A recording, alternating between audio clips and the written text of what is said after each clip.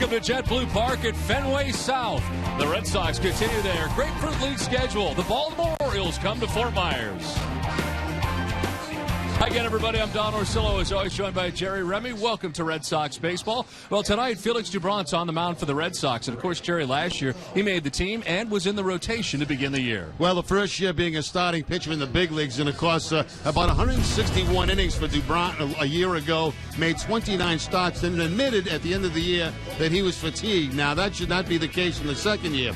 What he did is he went home and he rested, but a little too much, because he came to spring training out of shape and got kind of a lecture from Pedro Martinez about that. The advantage for Dubrant, though, is the fact that this is a longer spring training, so he had time to do some physical activity, get himself back into shape and back on the mound, getting ready to make his second start tonight for the Boston Red Sox. So Felix Dubrant on the mound tonight, and in the cleanup spot, offensively for the Red Sox, Mike Napoli has been playing some good first base defensively for the Red Sox, and offensively, we all know what he can do. A couple of home runs already for Napoli. He's in the cleanup spot, but we come back to JetBlue Park at Fenway South. Today,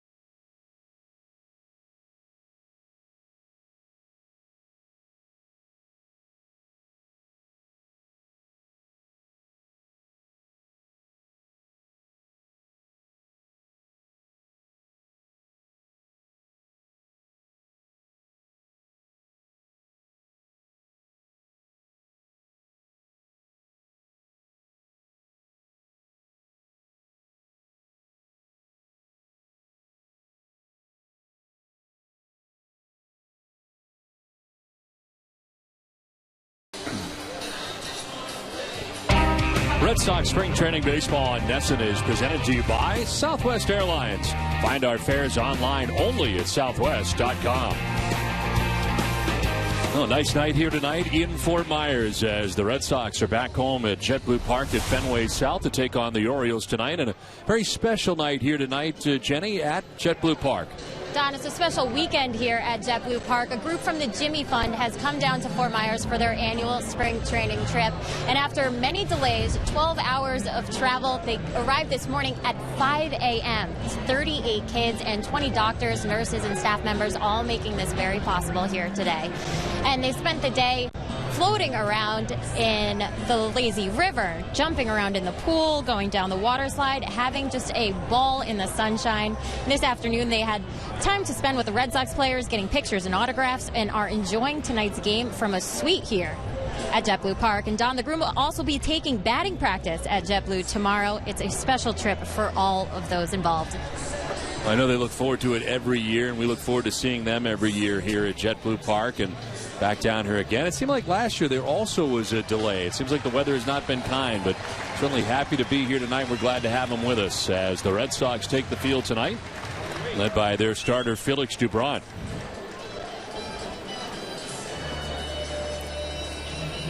Let's check out the visiting Baltimore Orioles starting nine. The visiting Orioles brought to you by Southwest Airlines. Their lineup has Alexei Casilla leading it off at shortstop with Luke Ford in center field. Nolan Reimold is a DH batting third with Connor Jackson in right field. Steve Pearce is in left field. Russ Kanzler at third base bats sixth with Danny Valencia at first base batting seventh. Yamaiko Navarro, former Red Sox, he'll be at second base batting eighth, and another Former Red Sox catcher Luis Exposito doing the catching tonight for the O's. He bats ninth, and on the mound tonight for the Red Sox, Felix Dubront. Last year, 29 games, 11-10, making the rotation out of spring training last year. 4.86 earned run average for him, and had 167 Ks last year. Has 161 innings, more than he had started any previous year, and of course had been a reliever in the past, so a little bit overextended last year, and this year trying to get in condition to get ready for the season and making his second appearance of the spring. The Red Sox defense tonight will have Will Middlebrooks at third base, Jose Iglesias the shortstop, Brock Holt at second, and Mike Napoli the first baseman. Left to right, Johnny Gomes, Jackie Bradley Jr., and Mitch Meyer, and Jared Saltalamacchia doing the catching for Dubront. Tim Timmons has a plate tonight for the umpires. Bob Davidson at first base, Jeff Kellogg at second base, and Travis Carlson is the umpire at third. Oh, another nice night here tonight in Fort Myers. Light breeze out towards right center field. And the Red Sox wearing their red uniforms tonight, getting ready to take on the Baltimore Orioles, who last year got to the postseason. And tonight of Alexei Casilla leading it off for Buck Showalter, who did such a fabulous job last year. And of course, Dan Duquette, the general manager of the O's, and they put together a great run last year to the postseason and defeating the Texas Rangers in the one-game playoff, and then losing in the ALDS. And very strong again coming into this season, Don. Really maybe only one position player available to this roster this year, so they are pretty solid. Yeah, a lot different from the previous years for the O's when all kinds of jobs were available. They're a pretty stocked team now and brought back many of the players who were here last year. So Felix Dubront ready to work to Alexei Casilla.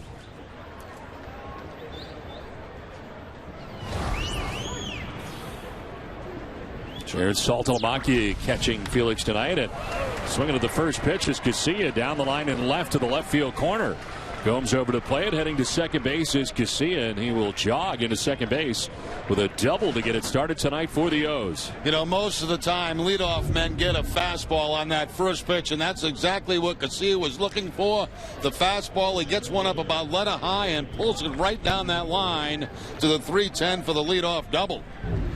Dubront only making his second start of the spring. His first was against Tampa Bay and went an inning and 2/3 in that game. Of course, as we mentioned in the open, came into spring training a little bit out of shape and was a little slow to get out of the gate for the Red Sox. Also had a simulated game appearance in which he threw 39 pitches in a simulated game on 23rd of February.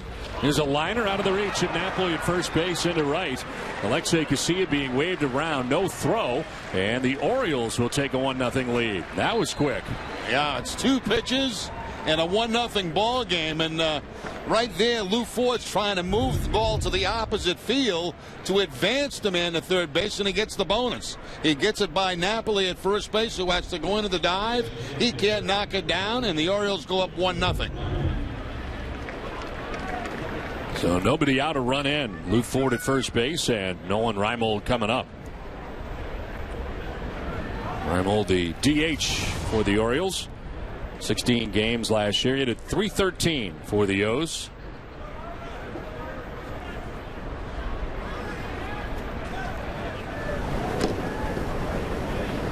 Dubront misses away for ball one. Well, Jerry, I think it was a surprise for most last year.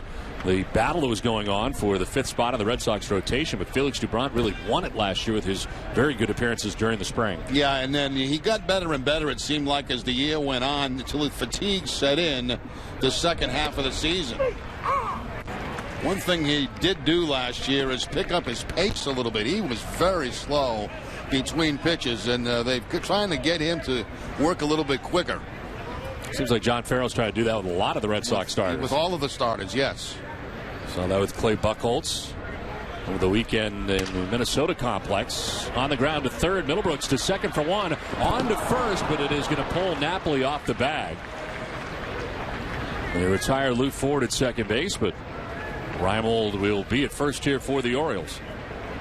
Well, that time Holt at second base was going back off the bag, back toward right field, and I think that might have caused an errant throw to first base. His balance was not real good at second base in that double play. Of course, he had that runner right on top of him, Lou Ford, and that'll make you do some things that you don't want to do around the bag. 1 out, 1 on for Connor Jackson.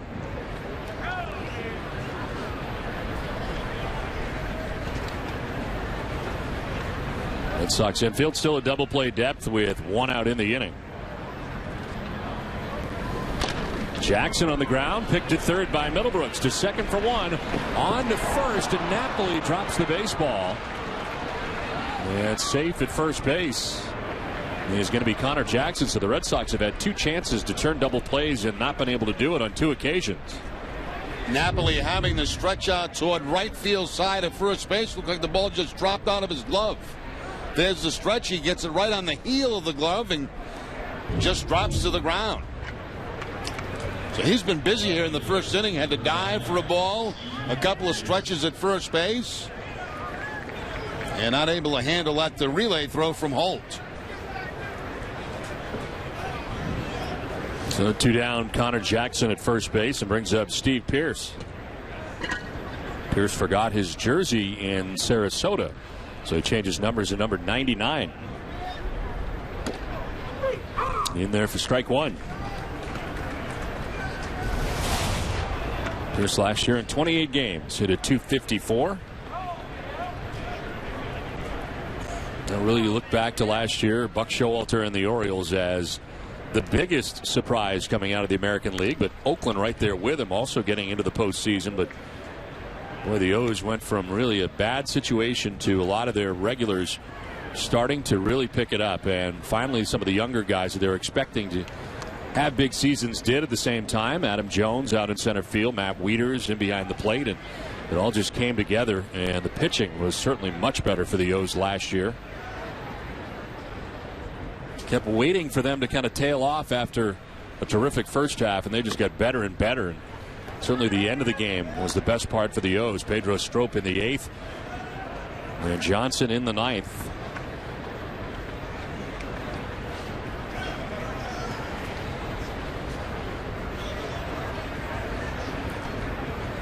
One-two pitch to Steve Pearce. That's in the dirt. Corralled by Saltalamacchia. Taken off was Jackson. He will be safe. Throw gets away and is backed up by Iglesias. Now that's a good read at first base by Jackson. Once he saw that ball was going to bounce in the dirt, and it's the breaking ball from Dubront, he is off at first base. And that's a tough with a pickup. You can see right there, as soon as he sees that ball bounce, he goes. There's a lot of guys in his way. He's not quite sure where the baseball is, but knows that Saltalamacchia did not have it. So 2 down, Connor Jackson at second base now, and Pearce for the count of 2-2.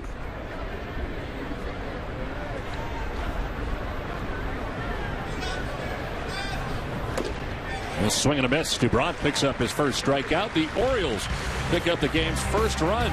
They lead it 1-0. Red Sox coming up.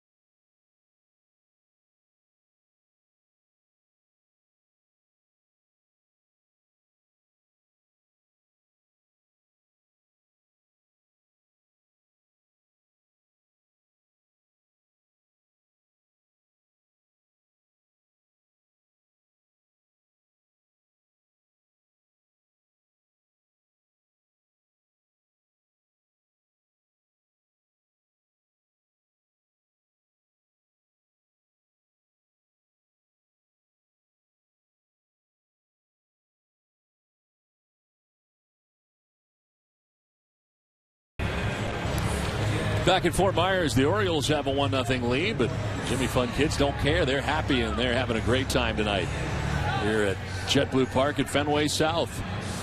Let's check out the Red Sox starting lineup. Proudly brought to you by your New England Chevy dealers. Leading it off, Brock Holt at second base. Johnny Gomes in left field bats second. Jackie Bradley Jr. is in center field batting third. Mike Napoli at first base in the cleanup spot. Jared Saltalamacchia doing the catching.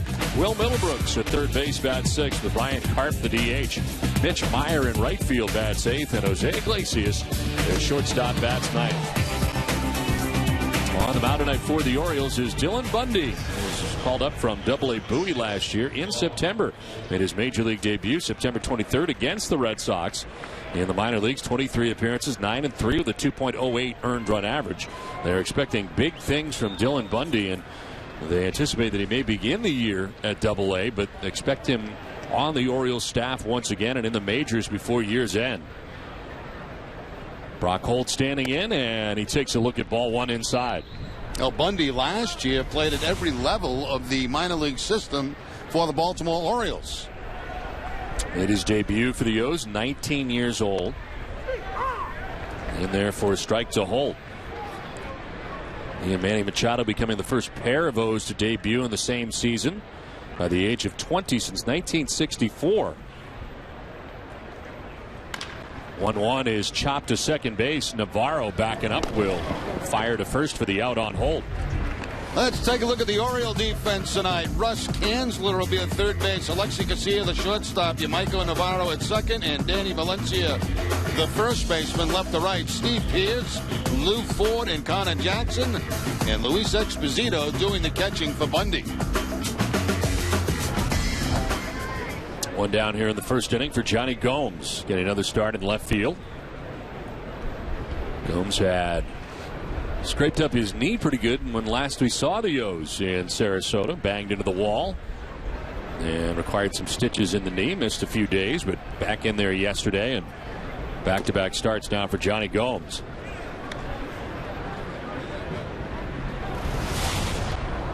Gomes had 262 a year ago with the Oakland A's. The other surprise really in the American League last year. The A's getting to the postseason last year, beat by the Detroit Tigers in the American League Division Series.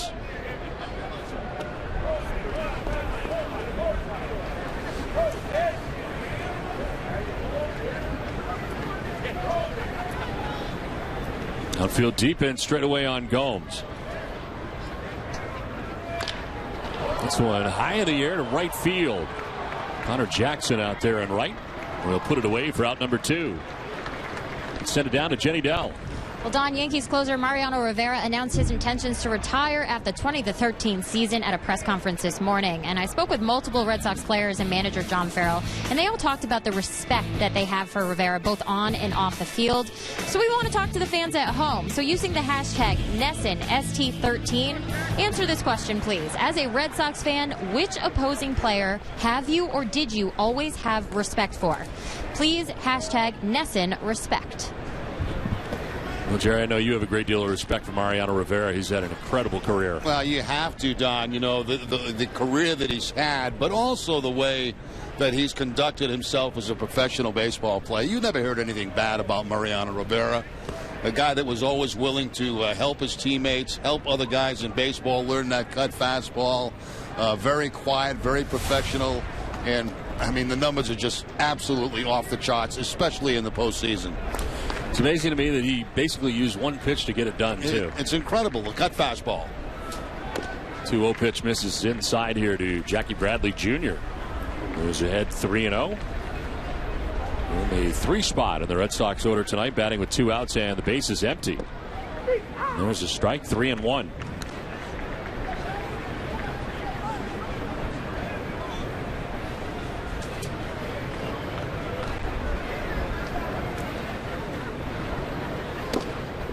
That'll miss for ball 4.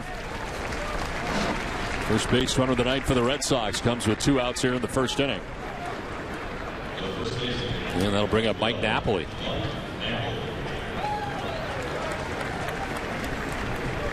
Napoli has a couple of home runs already in the spring. One here and one over at Hammond Stadium against the Minnesota Twins. Last year 24 home runs in what worked out to be his last year with Texas. 108 games last year for the Rangers. Ground ball to third to the backhand. Chandler goes to second base for the out there that ends the inning. We are through one. The Baltimore Orioles have a 1-0 advantage. It's into the second.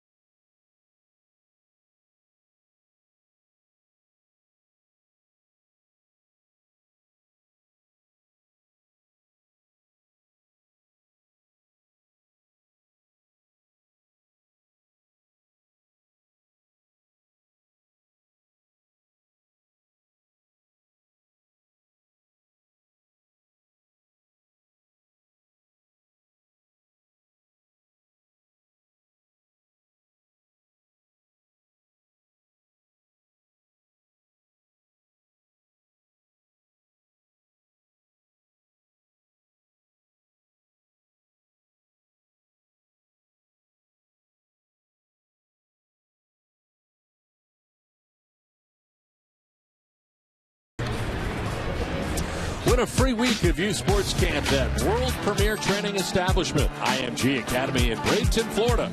Go to NESN.com/IMG for your chance to win. And we play along to the second inning back at JetBlue Park at Fenway South. Orioles have a 1-0 advantage. Hey, that foul pole down the right field line's getting like Fenway. Yeah. People signing it.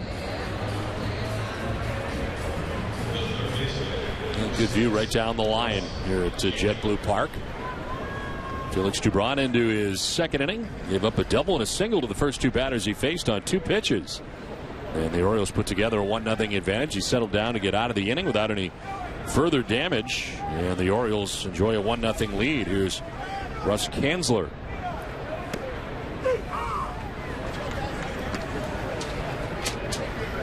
Orioles off to a fast start during the spring. They're 9-2. Kanzler last year AAA. Sends one foul down the right field line out of play. The Orioles will be looking to prove this year that last year was not a fluke. And I think they certainly will do that. I think they'll be right in competition with everybody else in that American League East. And that bullpen hasn't changed, that's for sure.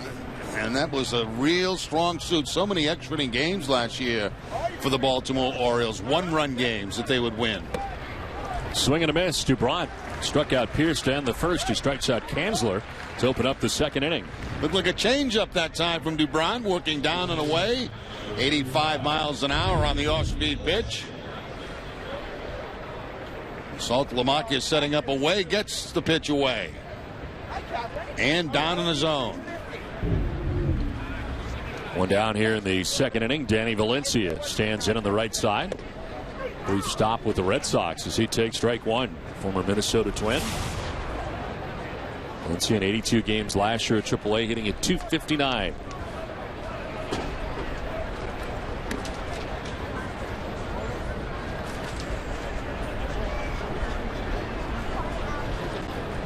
Orioles adding Valencia during the offseason, and Yamaiko Navarro. Navarro, of course, also formerly of the Red Sox.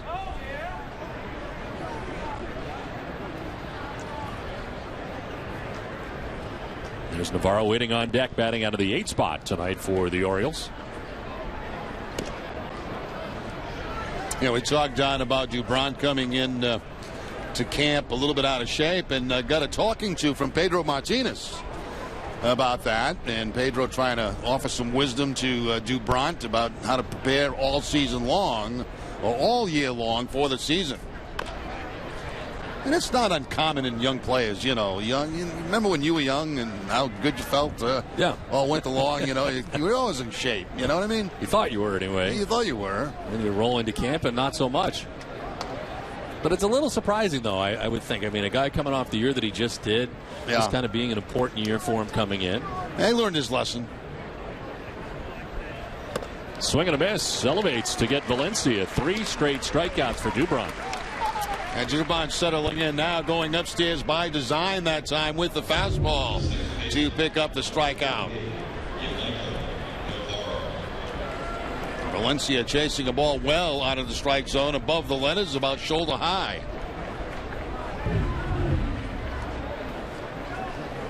Two down here in the second inning for Yamaiko Navarro.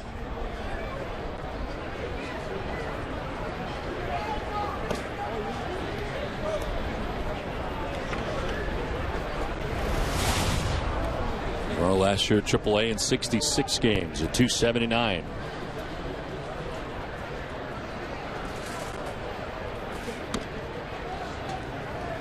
Drawing a blank, Jerry. He was traded from Mike Aviles, yes? That sound right to you? You put me on the spot? Yeah, because I don't remember. I don't remember either. I remember him being traded on the road, and he was surprised, and he didn't have any of his stuff. That's right. But it was for Kansas City Royal, and I think it was Mike Aviles. No, it couldn't have been Aviles. Aviles was here at the beginning of the season. Meyer will make the catch. We're going to get to the bottom of this in between innings. I don't know. Jerry doesn't know. Do you know? Orioles have a 1-0 lead.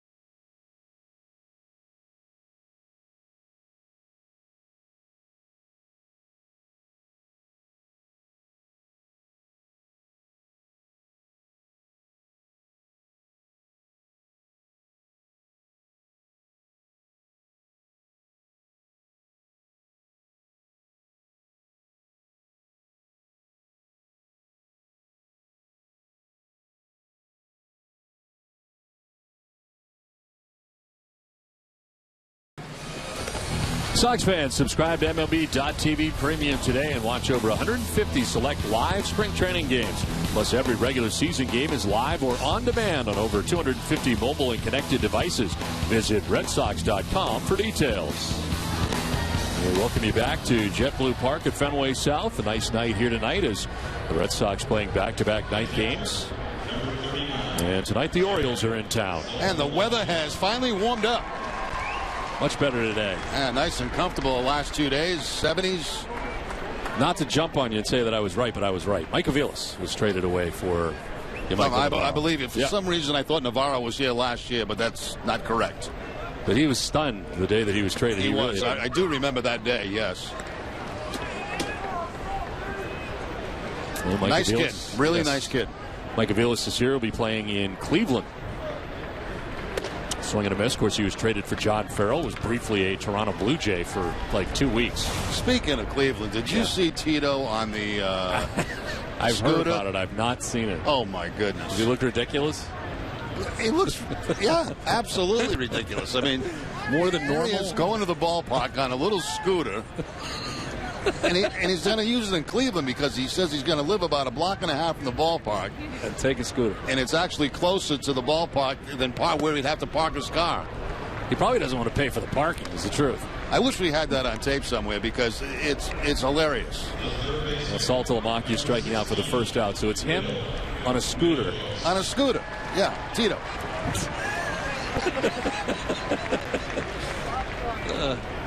I can see it. I haven't seen it yet. I did see that it was out there. I did not see the picture. I saw it this afternoon.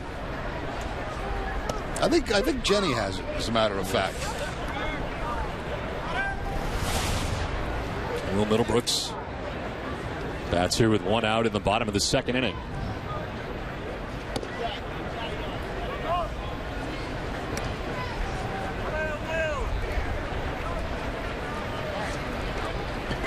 Middlebrooks now, Ryan Karp waiting on deck. There's the Red Sox bat here in the bottom of the 2nd inning.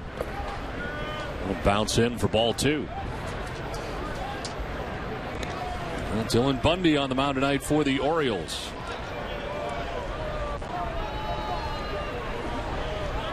Won the Jim Palmer Award last year for the Orioles Minor League Pitcher of the Year. They have high hopes for him. As you mentioned, pitched at all classifications last year, and that includes the big leagues.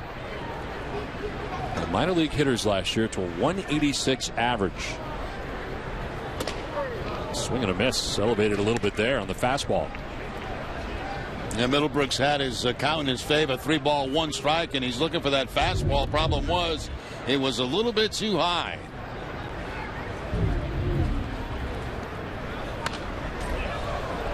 Will had the scare last time we saw the Orioles at Sarasota.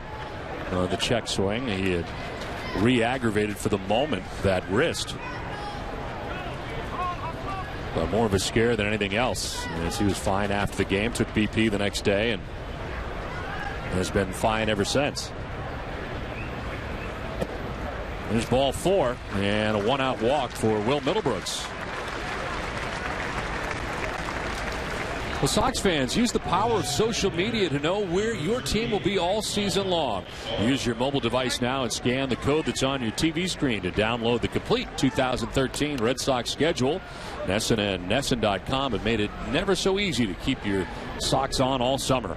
Now, it's not easy for me. You got to do something with your phone. You got to put your phone on it. I don't think it works with your flip phone. No, and then you got to put the phone on. Right. And then you put it on this thing here, and you should try it. With my flip phone? Try it with your flip phone. It might work. What's it going to do? I don't know. We'll see if it works. Let me try.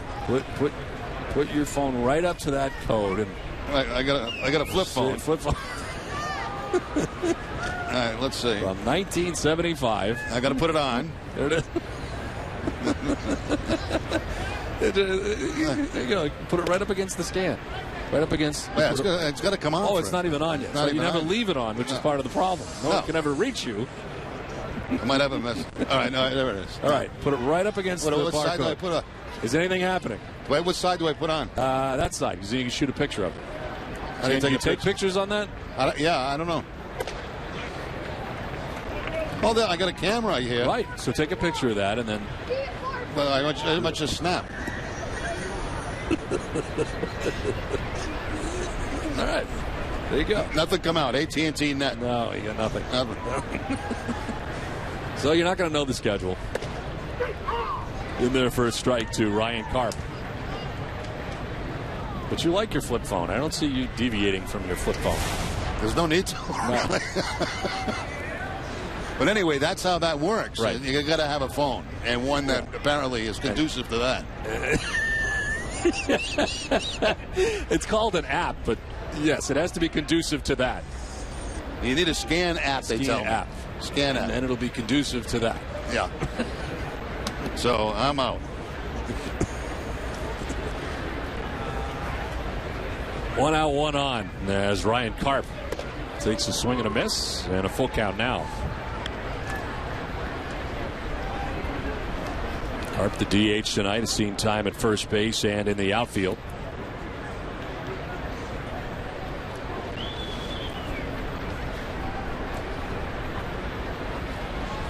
Runner takes off. Fly ball hits to left field.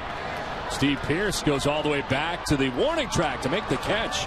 Right in front of the wall, and Middlebrooks has got to go back to the bag at first. Ryan Karp gives it a ride, but he's out number 2 of the inning. A nice job out there by Pearce in left field. Looked like the ball had enough distance, enough legs to get off that left field wall, but Pearce had it played correctly right from the beginning. That ball slicing away from him, coming off the bat of the left-hander. goes right up to the door that goes into the Red Sox clubhouse and makes the catch. 2 down, runner at first for Mitch Meyer. Former Kansas City Royal takes strike one. Meyer in 172 games, or 172 batting average, I should say, in 32 games last year. Spending the bulk of the year at AAA for the Royals. No 1 pitch up and away.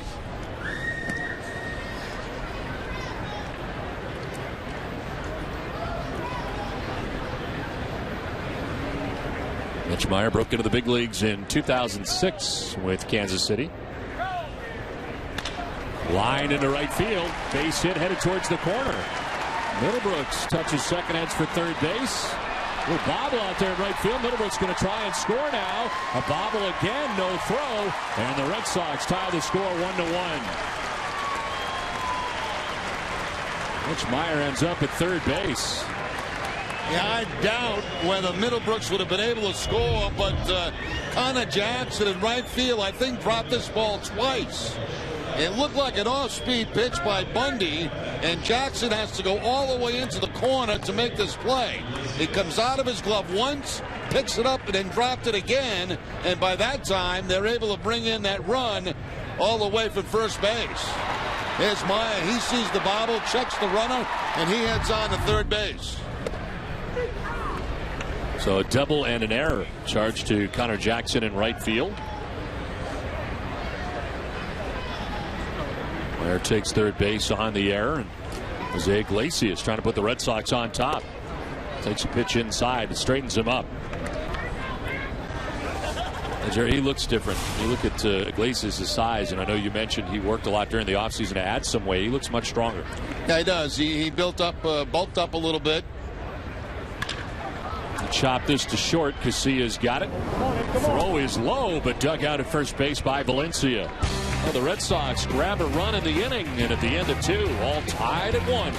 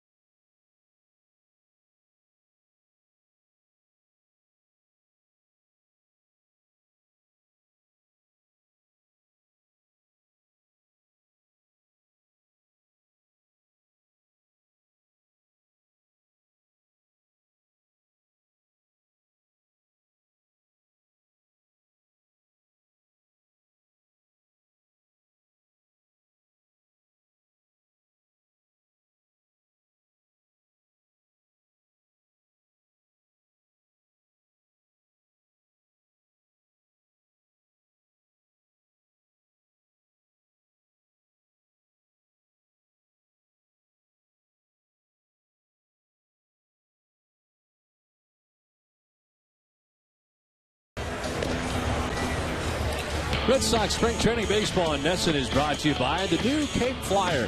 Summer weekend train service from Boston to Hyannis. Getting to the Cape has never been so easy. For information, go to capeflyer.com or call 508-775-8504. 1-1 score as we enter the top half of the third inning. Red Sox able to grab a run in the bottom of the second inning to tie things up, and Felix Doubront back to the hill for his third inning of work tonight. We'll be dealing with Luis Exposito, Alexei Casilla, and Lou Ford here in the third inning. This is like the regular season, Jerry. We got 3 and 3 last night, tonight, and tomorrow afternoon. We got what? 3 games in 3 days. Oh. Yeah, it's like we're ready for it. We've built our innings up and our words, and it's about that rotation now where you can do 3 in a row. I don't know about 4 in a row, but 3 in a row. 3 in a row is nice pace. I notice you've already changed your watch for tomorrow. Yes, it is right now 19 of 9 on my watch. I think I messed mine up. I have mine at 20 of 10, which is probably not right. No, you went up 2 hours. That's not good. No, you don't want to lose 2 hours. You don't want to gain 2 hours tonight. You want just 1 hour. How did I do that? Right now it's 19 of 9. Okay.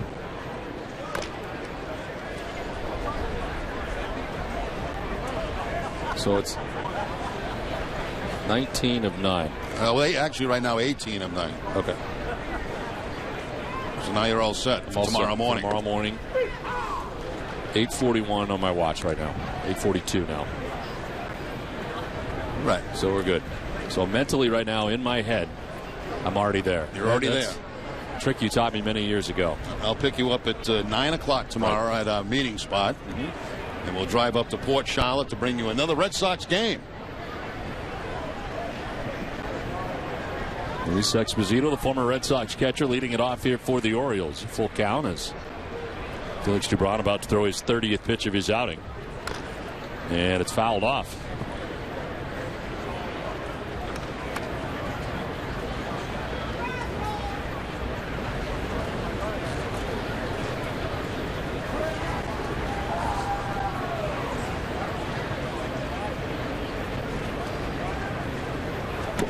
Exposito will take the walk. Dubron thought he had strike 3, but down to first goes Exposito with first walk allowed by Dubron of the night. A lot of great views here at JetBlue Park at Fenway South. Monster seats here and standing room area up above.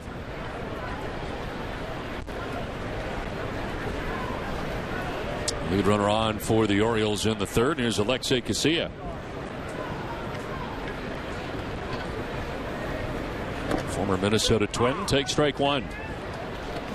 Casilla with a double in the first inning. Jumped on the first pitch of the game. Came around to score the Orioles' first run.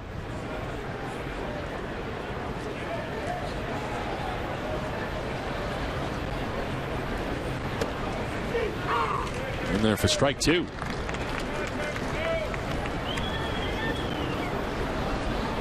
Seemed last year, Jerry, early in games, Felix Dubron's pitch count was very high.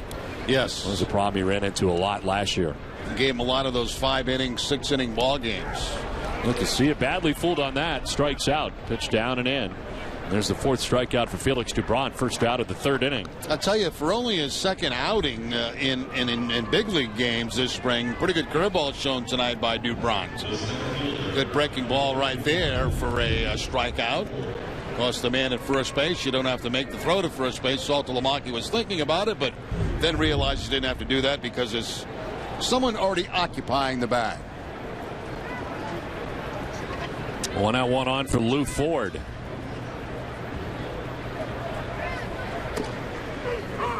Ford takes strike 1. He singled, driving a run in the first inning.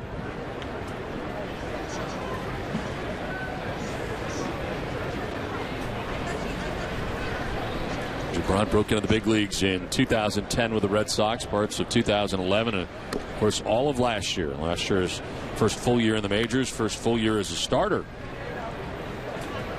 29 starts last year for the Red Sox, 11 wins and 29 starts for the left-hander.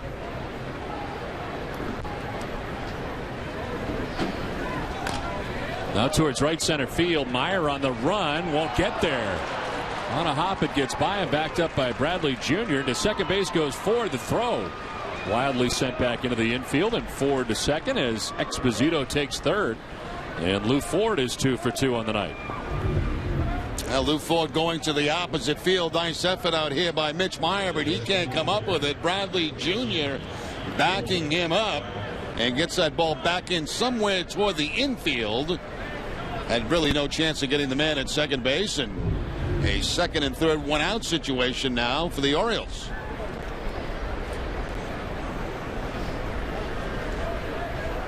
Here's Nolan Reimold, right-handed hitting DH for Baltimore.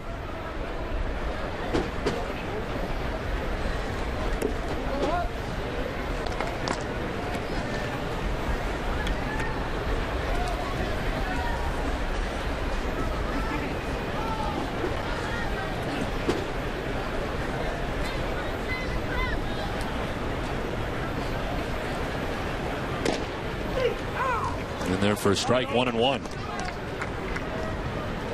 DeBron with 4 strikeouts in 2 1/3 innings. He's walked a batter, including the leadoff hitter in this inning, in Luis Exposito.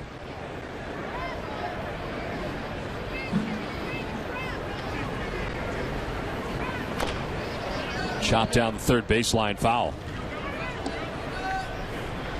So Felix jumping ahead here, 1-2.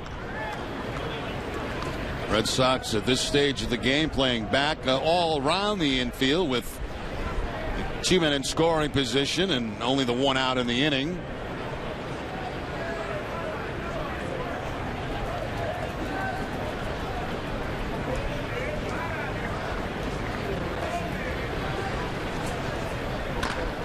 That is quickly shot to the right side of the infield into right. Exposito will score. Ford will stop at third. It's an RBI single for Nolan Reimold, and the Orioles take a 2-1 lead. Well, the Orioles have not been bashful so far in this game tonight. They've been up there swinging the bat. A nice easy inning in the second for Dubront, but trouble here in the third. And it all started with a walk to Exposito, the catcher. Opposite field base hit right there, charged by Maya. The throw comes in, but cut off by Napoli. Now the Red Sox looking for a double play to get out of this inning. So first and third, 1 out. Connor Jackson, the batter, he reached on a fielder's choice in the first inning.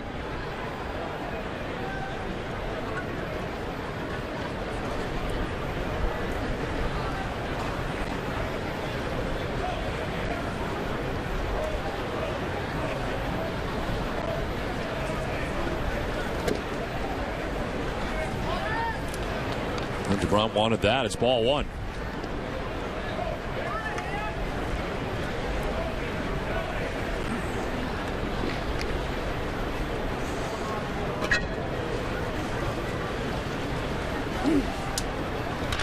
This is ripped foul outside of third. Jumping out of the way was Lou Ford, standing at foul ground down the third base line.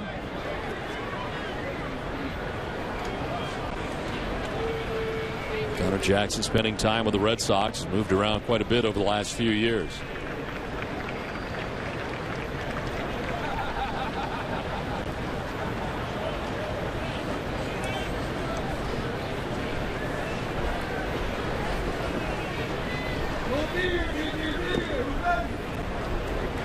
Ball 2, 2-1.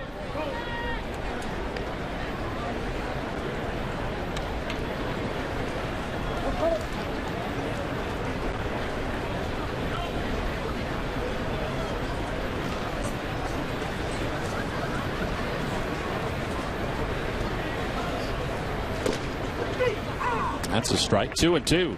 See DeBron trying to keep that ball down, trying to induce a ground ball to get a double play. Connor Jackson thought that ball was a little bit too low.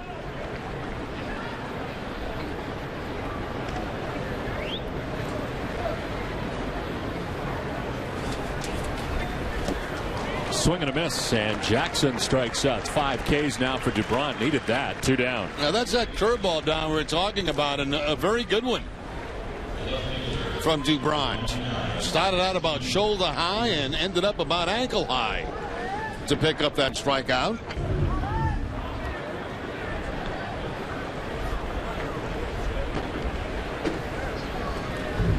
So no ground ball, but no contact either, and now 2 outs in the inning. Ford at third, Reimold at first with 2 away, and Steve Pearce the batter. Here's a strikeout victim in the first inning. He went swinging in the first. Here's strike 1. DeBron back to throwing strikes. He's had 5 Ks in just 2 2/3 innings.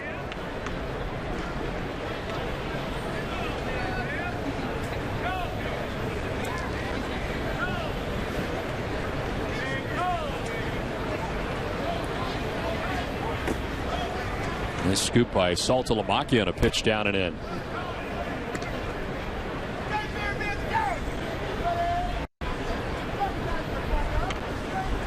Action for the Red Sox in the pen. J.D. Durbin is warming in the pen as DeBron has run into some trouble here in the third inning and close to reaching his pitch count on the night. Swing and a miss for Pierce, 1-2. Actually, for Dubron tonight, his off-speed pitches have been better than his fastball. His curveball, that time a changeup to get a swing and miss. A changeup tailing down and away from Pierce. 50th pitch of his outing coming up. Yeah, Pierce, very late swing, very defensive swing to get a piece of that. And a changeup swing on that fastball, didn't he? Yes.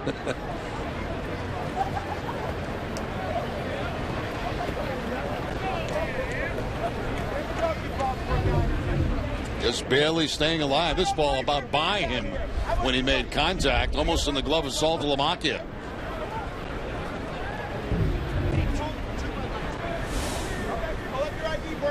The breakdown for Felix Dubron tonight. 4 to third, Reimold at first, 2 down, a run already in. And a 1-2 pitch to Steve Pierce. Left side picked by Middlebrooks. So go to second for the force out there that ends the inning. A run for the Orioles, who take a 2-1 lead. Jenny Dell will have a special guest when we come back.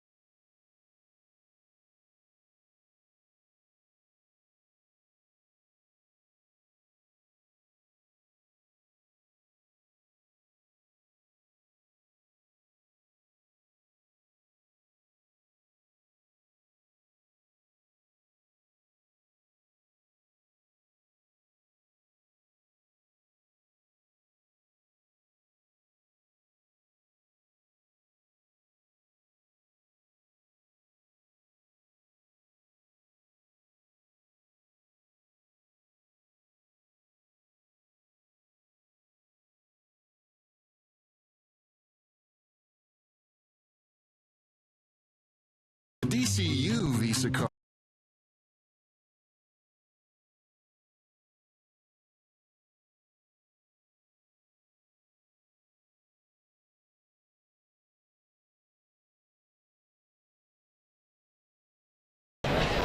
Welcome back to JetBlue Park. We're here with 38 amazing children from the Jimmy Fund, all led by you here. How amazing is it that they can be out of the hospital and have an opportunity to be in sunny Florida? This weekend is the most unbelievable time we can have with these patients. To know that the months of planning it takes to get these kids with their medicines away from their moms and dads and doctors and bring them here, and when it all works so perfectly, it's nothing better than this. You spoke about their medicines. Now, I know there's 20 medical staff members. How does that exactly work? Because a lot of these kids are on some serious medication. There's a lot that goes on behind the scenes, and I have my adolescent specialist, Jennifer Noonan. She's in charge of really getting the nursing set with the teenagers, so as soon as a teen signs up for this trip, we make sure that we know everything they're on, every part of the diagnosis, every part of the treatment, so we know exactly what's going to happen during this weekend. So we make sure the nurses that come on this trip understand what needs to be done with these kids. 60th year of the partnership between the Red Sox and the Jimmy Fund. I know I saw a bunch of the kids out there meeting the players before. How important is that relationship? It's an important thing around the country. This doesn't happen anywhere else, and I think sometimes we forget that and we take it for granted.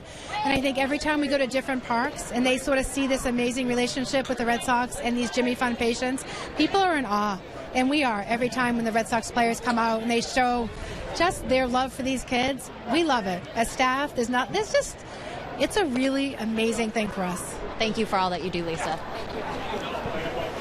Well, Lisa Scherber is an amazing woman and someone that has worked for so long with the Jimmy Fund, and we have worked so long with her, and we're very thankful for all that she does. There's a ground ball right side, second base, and Navarro will throw out hold for the first out of the inning. And Kerry, you know about the relationship between the Red Sox and the Jimmy Fund over the years, and it seems that it has been a very special one. But this trip for these kids is the most special part of their year, and it has been a great deal of fun for them to come down here. Yeah, we see it during the season, too, where they make a trip, to other ballparks around the American League, and, just to get away from the hospital for a while, get out in the sunshine, get out in the good weather, watch some little baseball, and it continues to grow and grow and get bigger and bigger and bigger. A little trouble getting out of Boston yesterday as they had a long delay. Got here at 5 a.m. this morning, and it was very similar to their trip to Pittsburgh a couple of years ago when they joined us on the road. They got in at 3 a.m. there, and also, but all smiles and glad to be here. And a lot of the players spending time with them today as well, and will continue to do so this entire weekend here from JetBlue Park at Fenway South. Johnny Gomes tried to hold up, but once you get that big swing going, it's tough to hold up. Orioles have moved on to their second pitcher. Kevin Gausman is into the game last year in A-ball. 5 appearances, 0-1 with a 3.60 earned run average. The A-ball is in Frederick of the Carolina League. No 2-pitch, a miss downstairs. Ball 1. He's a hard thrower, too. His fastball has been clocked 95, 96 miles an hour. First pitch he threw in this inning was 95. Takes over for Dylan Bundy with the first 2 innings, giving up 1 hit, 1 run. It was unearned. He walked 2 and struck out a batter. Gomes will strike out. He thought about it but couldn't pull the trigger, and it was by him. First strikeout for Gausman, 2 down. Well, Sox fans, chill out at spring training with Nesson and a Dunkin' Donuts iced coffee in hand by entering the Chilled Out at Spring Training sweepstakes. For your chance to win a trip to Fort Myers, follow Nesson and use hashtag Dunkin' Iced Sweeps to tell us how you'd most enjoy a Dunkin' Donuts iced coffee. For more details or to enter online, visit Nesson.com/Dunkin' Donuts. Big cut by Jackie Bradley Jr., who walked in the first inning. He gets a start in center field tonight. We saw Jacoby Ellsbury last night. A couple of good arms we're seeing from the Orioles here early. The young pitches, hard throwers. Ooh, that's pretty nasty right there. That's the changeup. So from 95 down to 83 with the changeup. And Bradley Jr. way out in front of that pitch. Fights this one off foul. Now the question every day is, can this guy start the year in the big leagues for the Red Sox? And for the most part, John Farrell has stayed pretty consistent, saying that he will begin the year in AAA and in the minor leagues. But anytime there's been any question about any injuries, it's been, well, does that mean now that Jackie Bradley Jr. can find his way on the team? Out towards left center, and he's got himself a 1-out single here for the Red Sox. He's been aboard twice tonight. A nice inside-out swing there by Bradley as he takes that ball up over the head of the shortstop, Casilla.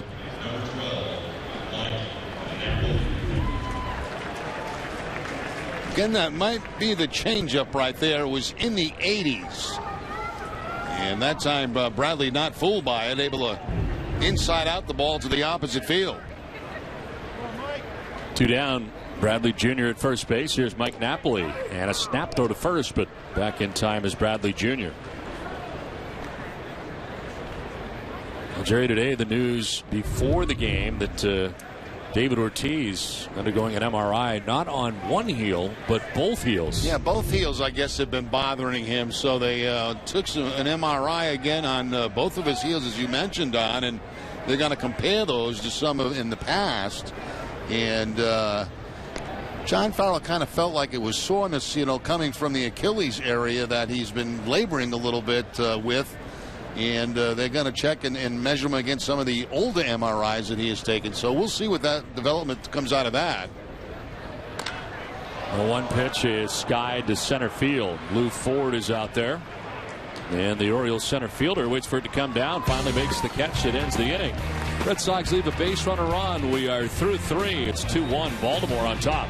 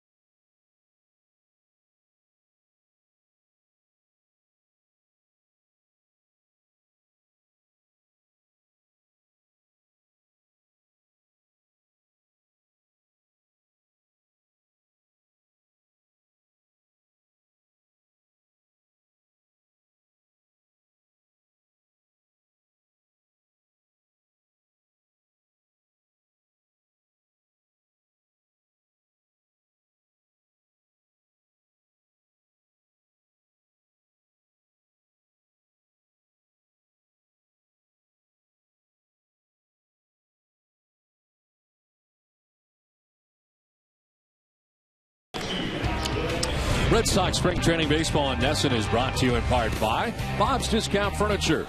You score extreme quality, choice, and value at Bob's Discount Furniture. In-store and online at mybobs.com. It's on to the fourth inning with the Orioles on top 2-1. Red Sox bring on their second pitcher of the night. And the closer, Joel Hanrahan, into the game for Boston. Had a rough outing in his last outing against the Twins. Last season with Pittsburgh, 63 games, 5-2 with a 2.72 earned run average. He was 36 out of 40 in save opportunities. Hanrahan was charged with 4 runs on 4 hits and a walk in a third of an inning against the Minnesota Twins in his last outing. Taking the loss the outing before that, giving up 3 runs, 1 earned against New York. So a couple of back-to-back tough outings. And talking to him the other day after he came out of the game in Minnesota, he had said that it's been tough to kind of replicate the intensity that you have as a closer during spring training, coming in pitching in the second or third innings in some instances. This is hit well to center. Bradley Jr. is out there and he'll make the catch.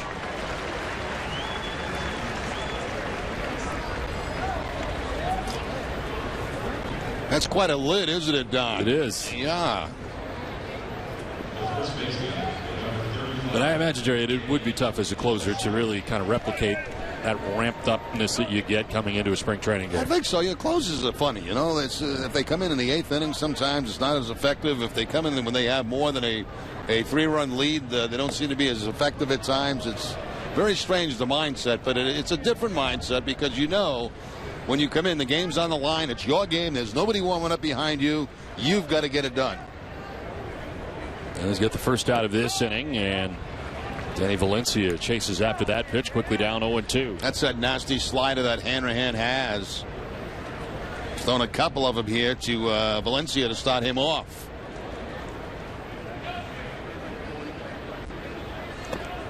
And he takes care of Valencia very quickly. Strikes him out, second out of the 4th inning. Yeah, Valencia did not look very good on the slider before, so try another one. And the result, the strikeout. 2 down in the inning for Yamaika Navarro. Flied out to right field in the second inning.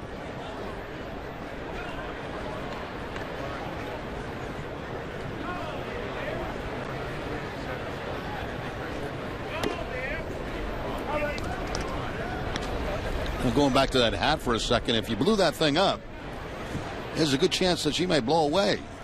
Like a helium balloon. That's a good point.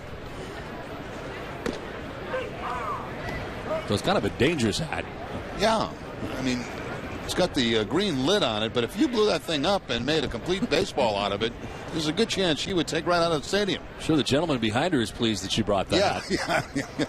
Yeah. Imagine talking to his wife. How about this one in front of me? Yeah. I can't see around the hat. Yeah, this is good. Yeah. It's a great hat. Yeah. Nice. Funny.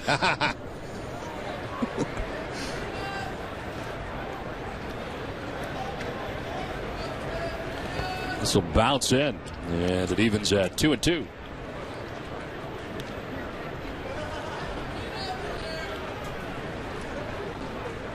Navarro playing in Pittsburgh last year for the Pirates. Trying to find his way onto the Orioles this year. Flied out to the right fielder Mitch Meyer in the second inning. And a very impressive inning for Joel Hanrahan after a couple of tough outings. As a 1-2-3 fourth, we're through 3.5. The Orioles have a 2-1 lead. A couple of Ks from Hanrahan.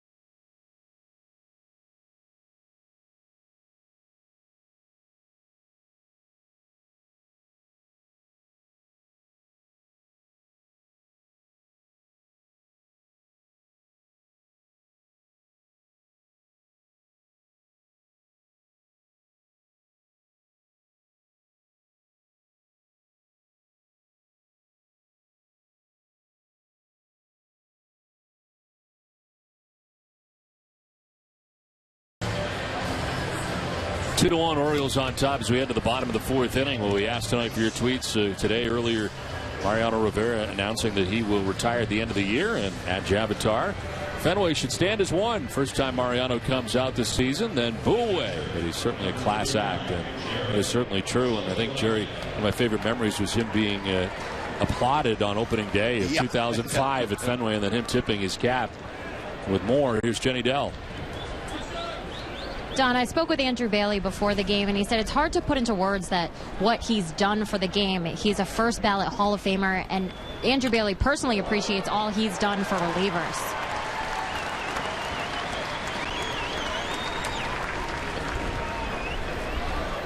Well, a single to center field for Jared Saltalamacchia, right up over the shoulder of the pitcher. As action in the Red Sox pen, there is Andrew Bailey. So we've already seen Joel Hanrahan. Now Bailey warming up as we play here in the bottom of the fourth inning. Saltalamacchia with the leadoff single gathers the Red Sox third hit of the game, and here's Will Middlebrooks. Middlebrooks walked and scored in the second inning.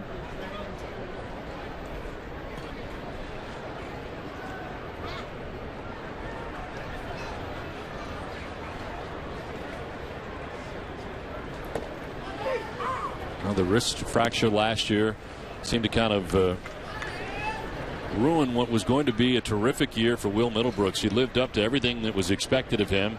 You hear about prospects all the time, but not all of them pan out. He was panning out in a big way last year prior to the injury.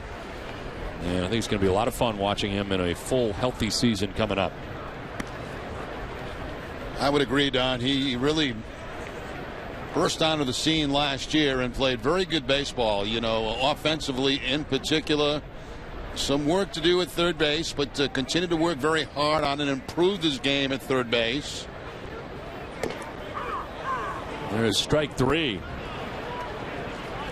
Third strikeout for Orioles pitching tonight, out number one of the fourth inning. Middlebrooks didn't like that call. He thought the ball was down and away, and still having words with Timmons, the home plate umpire. Thought that ball might have been too low.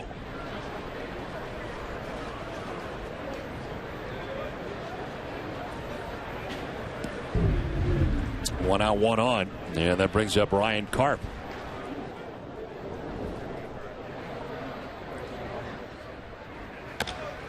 Slowly chopped down the first baseline. It'll roll fair. It's picked up. Exposito fires to first base, the catcher.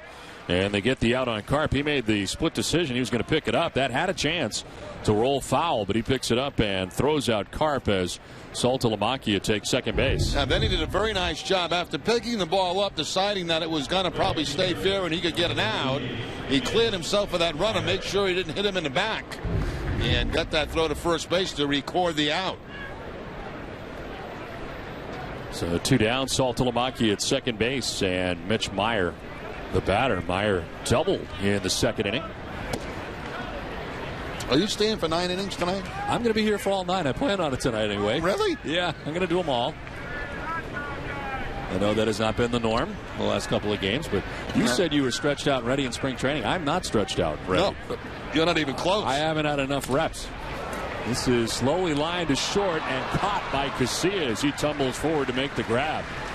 That'll end the inning. The Red Sox leave Saltalamacchia at second base. We're through 4, 2-1 Baltimore. When I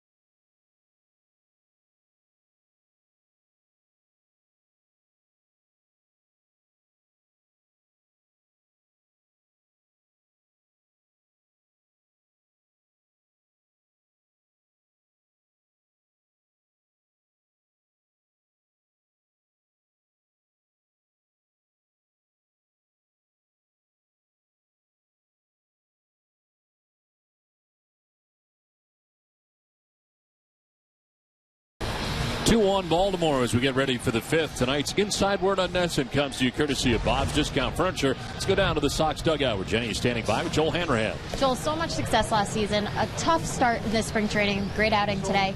Coming into the game in the middle, does that affect your mindset? Not really. I mean, it doesn't affect your mindset. It's a little bit to do with your preparation. Our preparation, if we know we're pitching the 8th or 9th inning, is a little bit different. So, like today, I try to start my preparation a little bit earlier. Juan told me I was coming in after Felix, so that kind of helped out with getting my stretches and getting everything ready. But knew it was there. Seemed like it worked. You're leaving on Monday for the birth of your first son to Texas. Are you excited? Yeah, definitely. I've been waiting for this day for a long time.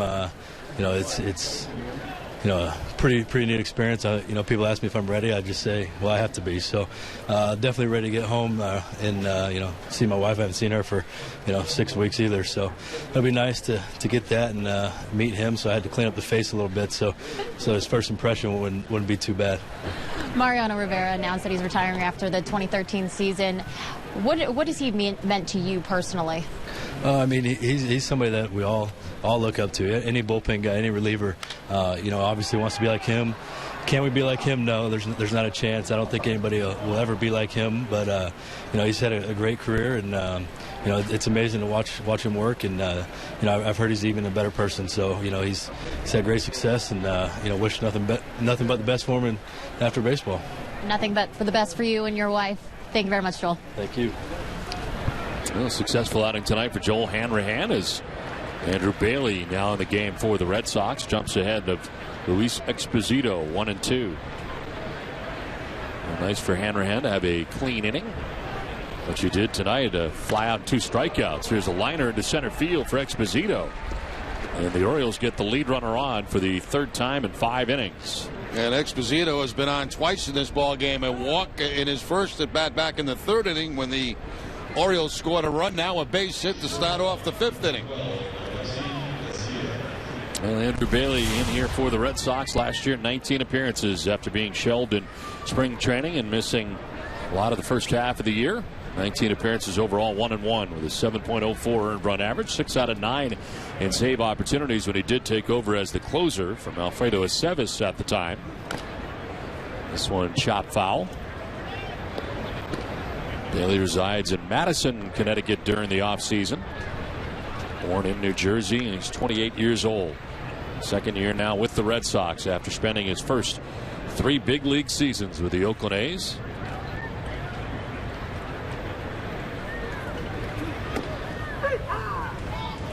Strike 2 to Alexei Casilla.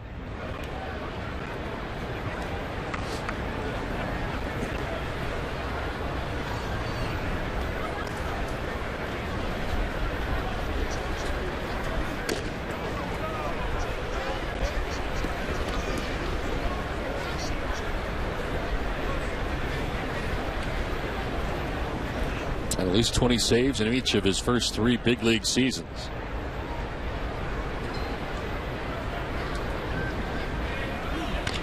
This is to right field, sending Meyer backpedaling. Makes the catch for the first out of the inning. Well, the Red Sox would like to turn 2 here, and Sox fans, create your own double play ticket package by compiling 2 great Red Sox games. Choose 1 game in April or May and pair that with either opening day or a summer weekend game for double the fun.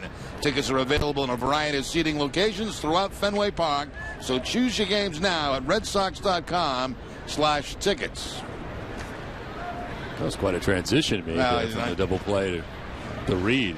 I mean, this isn't your first rodeo. No. One out here in the 5th with Exposito at first base. It's the kind of things I think about at night while I'm out on the lanai, Don, A man alone in his thoughts? Huh? A man alone in his thoughts? Alone in his thoughts watching the flight pattern come into Fort Myers Airport. I love it. Swing and a miss for Lou Ford. You should start writing some of that stuff down while you're out there on the lanai by yourself. A lot of my thoughts aren't real good. No. Shouldn't be put on paper. They'll take you bizarre. away. Yeah. Very bizarre. Anybody reads them? It's a good thing you have somebody else handle your Twitter. That could be very dangerous if you started tweeting stuff from the lanai.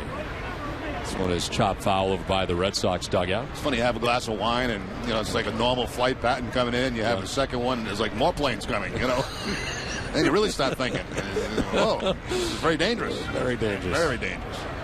So it's a good thing you're not tweeting at that time of night. It could be very, very dangerous. I thought it was cruel of you last night because you didn't have to do the last, 3 innings of the game? Yes, I was off. You're gone. You took off. What? Yeah. No, I didn't. I was here the whole time. I didn't see you after the game. Oh, I had to do Ness and Daly with you after the game. Oh, we taped that. No.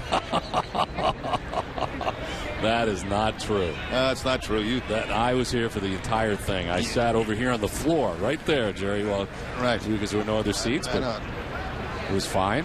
Dick Kramer did a great job, and you got a chance to do more innings. You haven't missed any innings, but that's fine. The 0-2. Ford will rip this right over the shoulder of Bailey and into center. Exposito up to second base. Ford reaches at first. That was well struck. He's 3 for 3, 3 hits. Quite a night. A single, a double, and now a single. A line shot up over the head of Andrew Bailey. Second hard hit ball this inning off Bailey. That's one you wave at and hope it doesn't hit your wrist.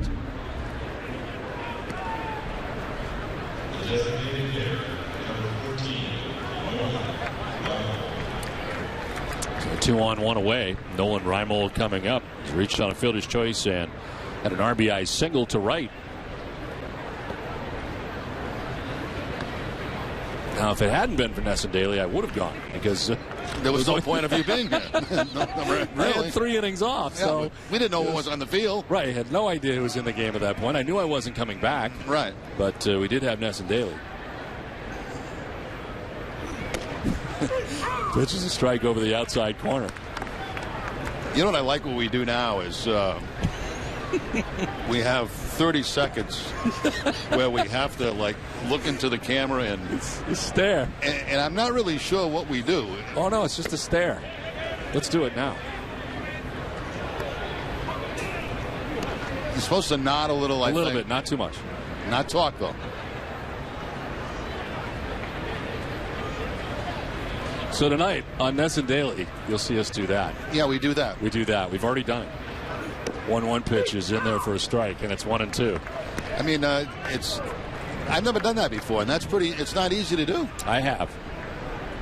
But you just stare. You don't smile? Do you smile? Sometimes. Then I stop. I don't want to smile too much. Do you nod your head?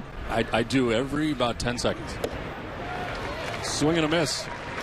Reinold strikes out, and there's 2 down. Speaking of Ness and Daly, get caught up on everything you need to know about your favorite New England sports with Ness and Daly tonight at 10 p.m. Adam Pellerin and Jamison Coyle will update you on all favorite players and teams, including a complete recap of the Sox-O's game tonight. Andy Brickley will break down today's Bruins-Flyers action, and Hockey East prepares for the postseason. You'll see Jerry and I nodding. All that and more on Ness and Daly tonight at 10.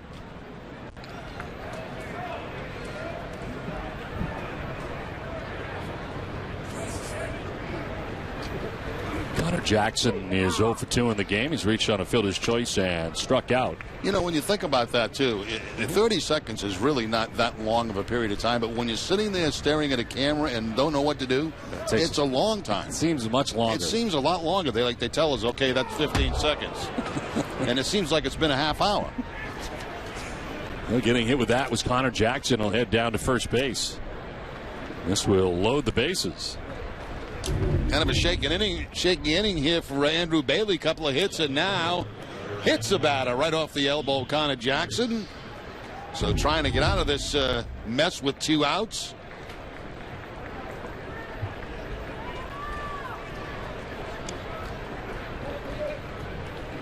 Bases loaded with 2 down in the inning. Steve Pearce is 0 for 2. A chance here to widen this lead for the Orioles.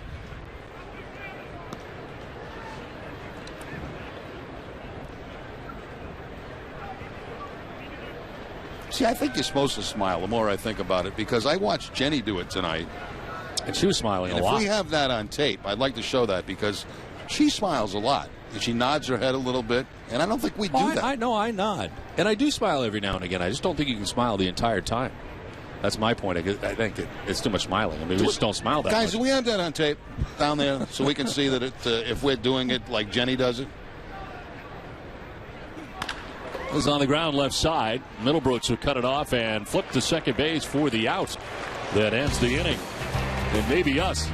That's 2-1 Orioles on top.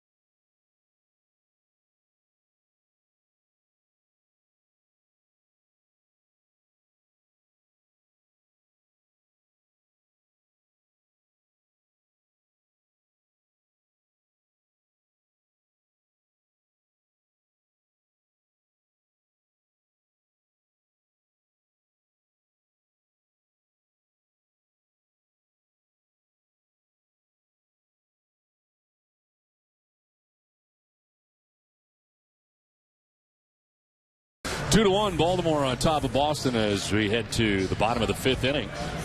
Gausman back on the mound here for the Orioles. His third inning of relief for Baltimore.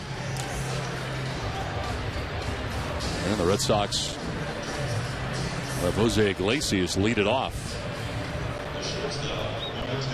Gausman has 2 strikeouts, giving up 2 hits. A run allowed by the Orioles. Dylan Bundy was charged with that run. He worked 2 innings to start the game. Here's Jose Iglesias, who grounded out to shortstop in the second inning. Now we're going to show you this inning once they get it together in a truck how Jenny stares for 30 seconds and how we do it.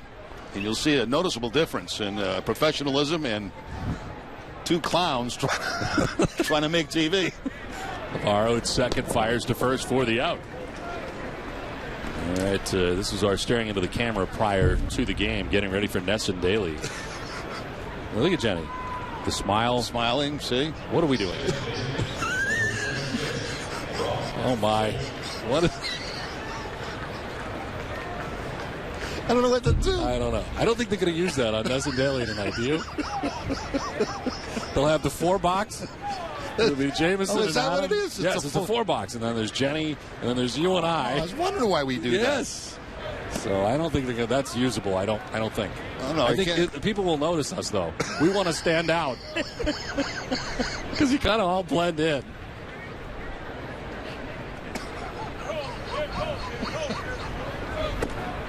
Pitch outside to Brock Holt. Holt is 0 for 2. He's done the same thing twice. It's ground out to second base.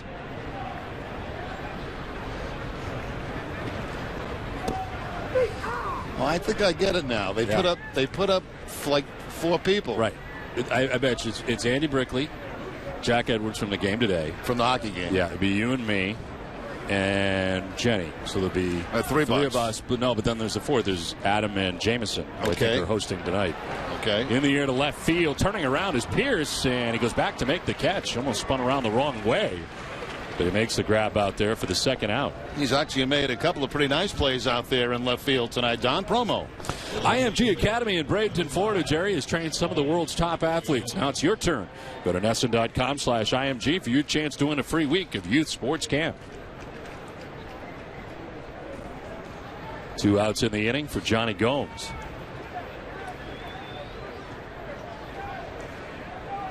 Gomes fly to right in the first.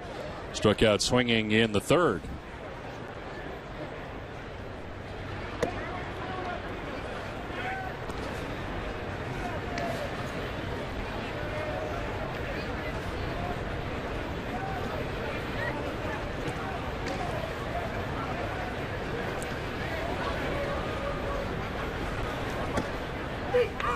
Strike one, 1-1. 94 miles an hour that time from Gosman, who has displayed that fastball from time to time here tonight. Jackie Bradley Jr. waits on deck.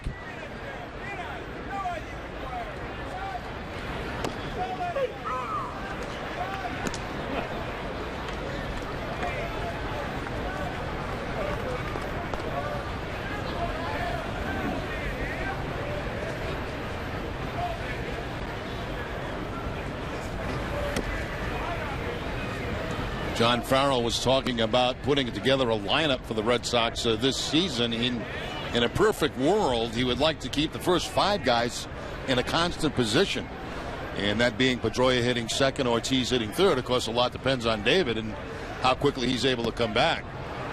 A big swing and a miss for Gomes that will end the inning. A 1-2-3 inning for Gosman. He was very good. 2-1, Baltimore on top at the end of 5.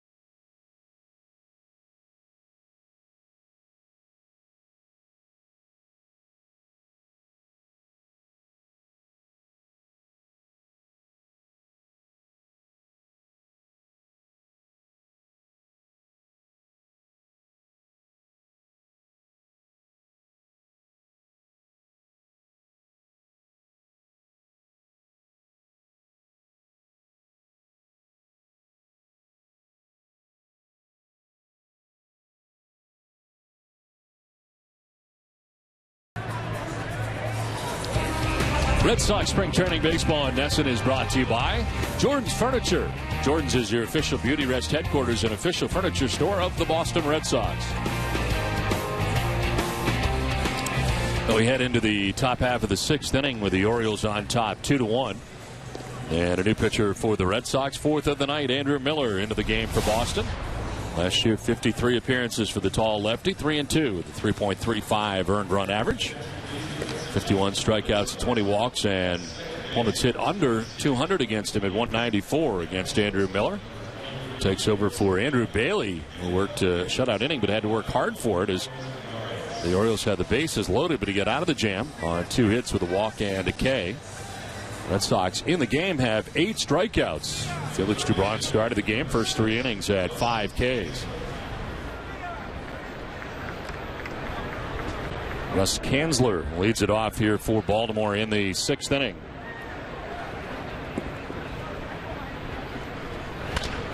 Grounder left side. Siriaco just into the game at short. This throws in time for out number 1. Pedro Siriaco coming in at shortstop for the Red Sox. Takes over for Jose Iglesias.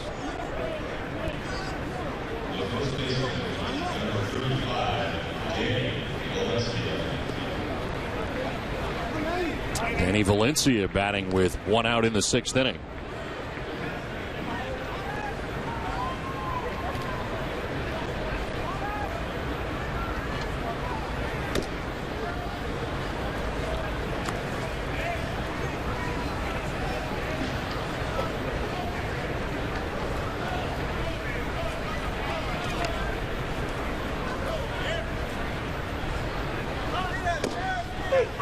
And Jenny Dell standing by with Johnny Gomes. Jenny? Johnny, a few weeks into spring training here, 3 weeks till opening day. Do you feel the adjustment period of becoming a Red Sox player is finally over? Yeah, I think so. Not exactly a job interview, but at the same time, just getting to know this ballpark, getting to know, everyone's tendencies on the base, guys hitting in front of you, guys hitting behind you. Things are moving well, and I'm happy. You've been said to be a clubhouse guy. That word has been following you around, I'm sure. How important is it to have someone in the clubhouse that's a leader as you are? Well, I'm just biased to those guys that I had in my clubhouse in the past. You know, the veterans, you know, the good guys, the guys that, you know, helped groom me. And, you know, I owe a lot of my success to those guys. So for me to give back, you know, is the least I could do. You're bringing the chemistry to the Red Sox clubhouse, that's for sure. Thank you, Johnny. Yeah, you got it. Well, no doubt that reputation has preceded him here to Boston. Last year, the Oakland A's, who got to the postseason, to a man said their leader was Johnny Gomes, a guy who only had one at bat during the ALDS, but certainly had a very good year for him and for them. And the same was said about him in his time with Cincinnati and, of course, with the Tampa Bay Rays and their turnaround. He was a big part of that. The Rays got to the World Series in 2008, beaten by the Philadelphia Phillies. 1-0 is in there for strike 1-1. Andrew Miller making his 6th appearance of the spring. Each appearance has been 1 inning long.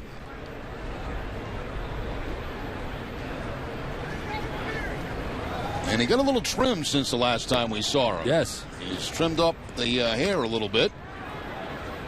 It was getting pretty long. It was a little unruly.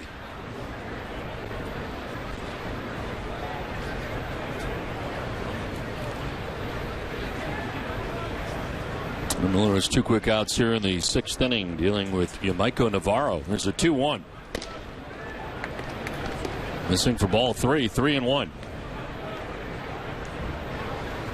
Kind of in sort of a bob now. A bob? Yeah. What is that? Kind of like a bob.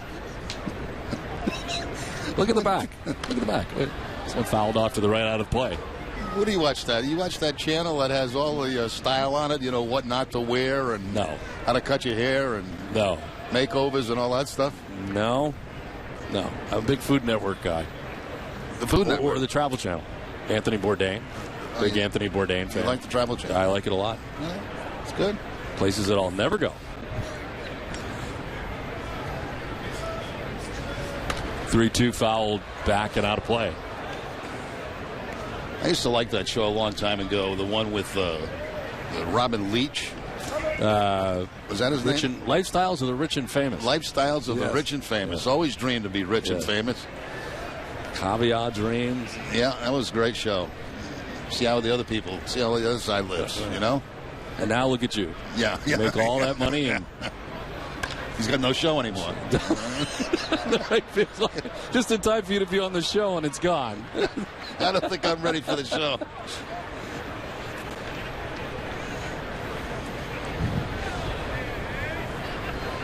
Two down in the 6th inning. Yamaiko Navarro battling Andrew Miller.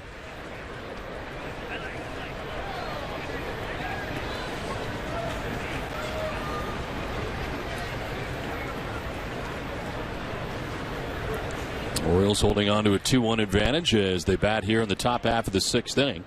Here's a 3-2. And a swing and a miss. Got it right by him at 95. Pretty good velocity for Andrew Miller. 1-2-3 6th inning with 2 Ks. 2-1 Orioles.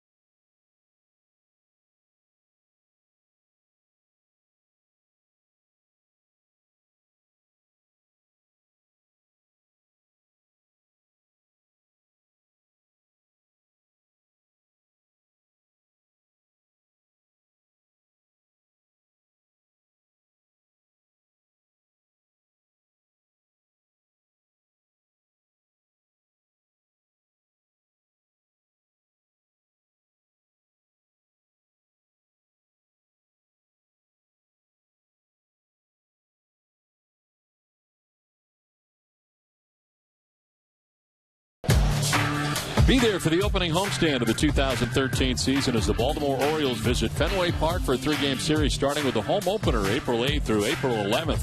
The action continues April 12th through Marathon Monday on the 15th when the Sox battle Tampa Bay. Get your tickets for these great matchups at redsox.com/tickets. Well, tonight, Jerry, Felix Doubront works 3 innings and has 5 Ks. Had a good curveball working for him in this game tonight. Also, a couple of good change-ups. We take a look at the strikeouts for Doubront. Change up there going down and away. Another off-speed pitch for a strikeout, the high fastball. Good curveball down in the dirt. And another good breaking ball from Doubront for the strikeouts.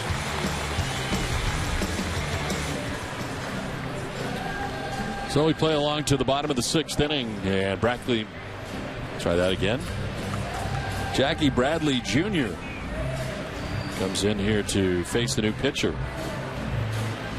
Mike Belfiore into the game for the O's. Belfiore last year in the minors, 40 appearances, 5-1 with a 2.71 earned run average. 78 strikeouts, 26 walks. Bradley Jr. to lead it off as he takes a ball high. Bradley Jr. with a walk in the 1st inning, a single in the 3rd, has been aboard twice.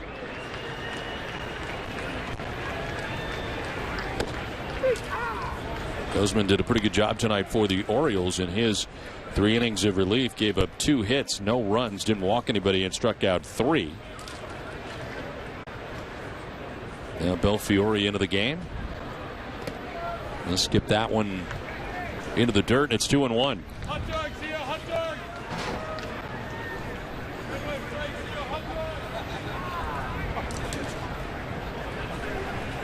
Multiple changes here for the Orioles. We'll get you caught up as soon as we can on their defensive changes. A ground ball right side. Romero at second base throws to first for the out. I've been catching up on some of your tweets tonight. Let's check in with Jenny Dell. Yeah, Don, we asked earlier, as Red Sox fans, which opposing player do you have respect for?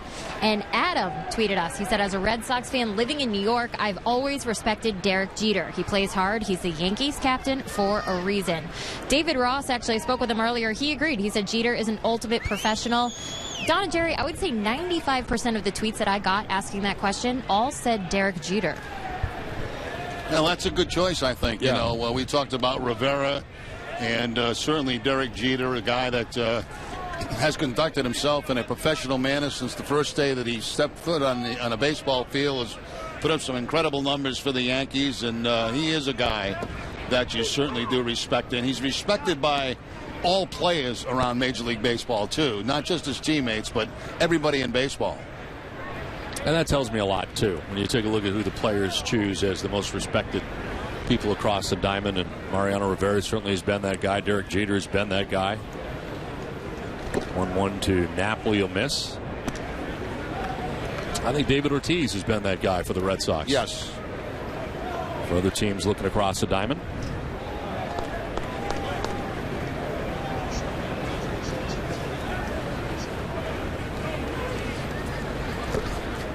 Three and 1 to Mike Napoli. Napoli tonight has grounded into a fielder's choice and flied out to center field. He is 0 for 2. Already a couple of spring training home runs for Napoli. A big swing and a miss there. He was thinking home run. Full count. Every swing that Napoli takes looks like he's thinking home run.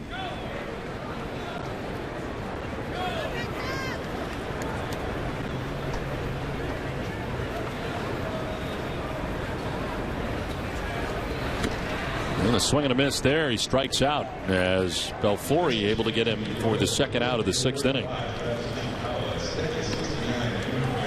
Up and away that time from Napoli to pick up the strikeout. Mike 0 for 3 on the night as he reaches for that fastball up and away. So 2 down in the 6th inning for Jared Saltalamacchia. Is 1 for 2. Jared struck out swinging in the 2nd inning, singled to center in the 4th. And fouls the first offering off.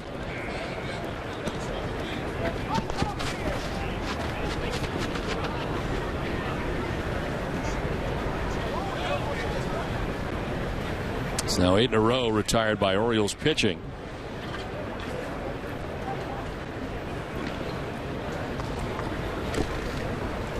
Swinging a foul tip, 0-2. 25 home runs a year ago for Jared Saltalamacchia. He's sharing time this year with David Ross, the veteran that comes to the Red Sox from Atlanta. It's quickly through the left side into left field, a base hit. 2-out single for Jared Saltalamacchia, who's 2 for 3 in the game tonight. As Saltalamacchia switching around to the right side of the plate this time, a 2 for 3 night. Strikeout back in the second, and base hits in the fourth, and now here in the sixth. Top spin line drive. Quickly gets through that left side.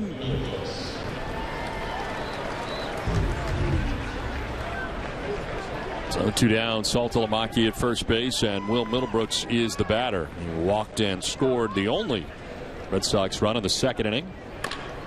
This is line to center, and that's going to get in for a base hit. And Trayvon Robinson is playing very deep out there in center field, and that one gets in for a hit. First and second now with 2 down. And Middlebrooks was not going to take any chances that time, but called out on a strike that he did not like back in the fourth inning, and he jumps on the very first pitch he sees. Line drive to center field, so with 2 outs, Red Sox get a couple of base runners. Drew Sutton in the run at first base for Middlebrooks. He will likely take over at third base as Middlebrooks' night is over. On base twice tonight, a walk in the second inning and a single here in the sixth. Now there's Ryan Karp with 2 outs and 2 on.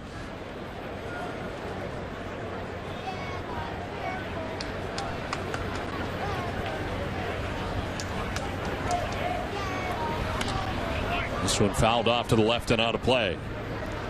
Lyle Overbay pinch running for Jared Saltalamacchia, who's singled with 2 outs in the inning, so that's the night for Salty.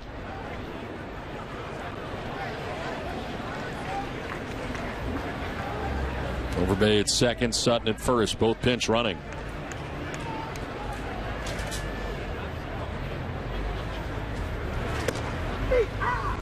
In there for strike 2 to Ryan Karp. Former Seattle Mariner who played first base, played the outfield, and tonight is the DH, batting 7th for Boston.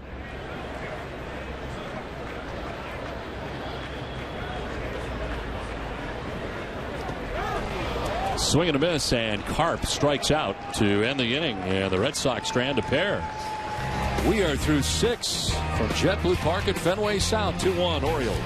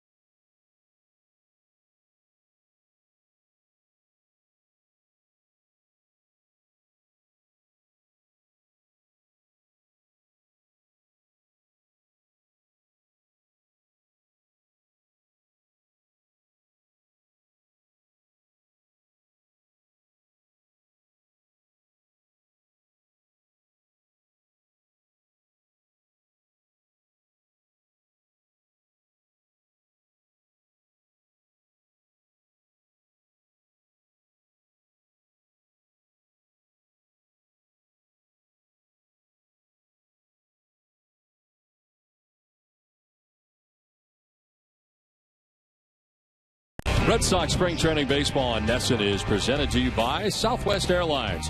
Find our fares online only at southwest.com. Through 6 here, JetBlue Park. It is 2-1. Baltimore on top of Boston. As we play into the top half of the 7th inning, the Red Sox with a host of changes.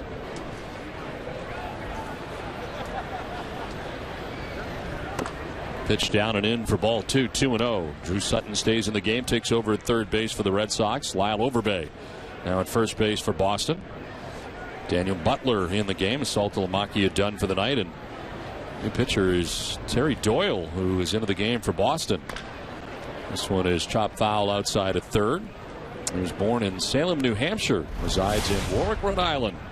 Last season at AAA, 12 appearances, 6-3 with a 2.83 earned run average. 2004 graduate of Salem High School in Salem, New Hampshire.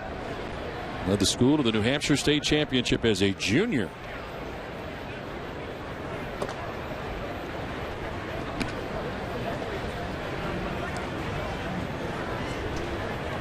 Graduate of Boston College. Double major in education and math. Played 4 seasons for the Eagles. Ground ball to shortstop. There's Siriaco. One down in the 7th inning. Well, the Bruins return to action Monday night here on NESN. You won't want to miss a second of the action as the Bees travel north to face off against the Ottawa Senators. Every division battle is a big one, and the Bees will look to take their 2nd straight game from Ottawa. They beat in overtime 10 days ago. Don't miss the Bruins and Sens Monday night here on NESN. And the Bruins winners this afternoon, 3-0 over the Flyers. Playing very good hockey. One down in the 7th inning for Alexei Casilla. Actually, Casilla has been hit for here. This is Marin, who took over at shortstop.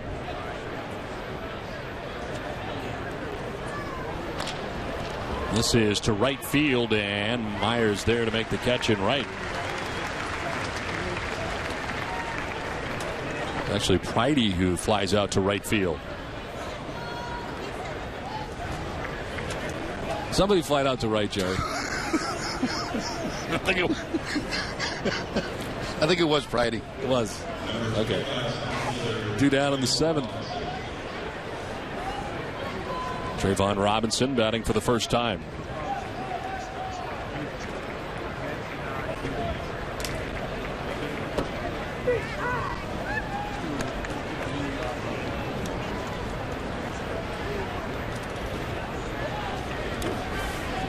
In a row retired by Red Sox pitching. Andrew Miller had an impressive 1-2-3 6th inning with 2 strikeouts. As Terry Doyle works the 7th inning for Boston.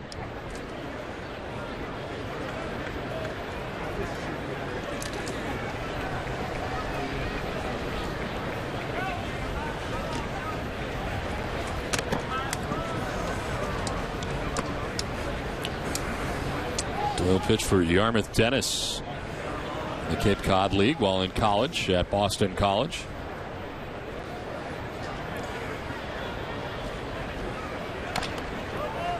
He's fouled off at the dish, evens a count of 2-2.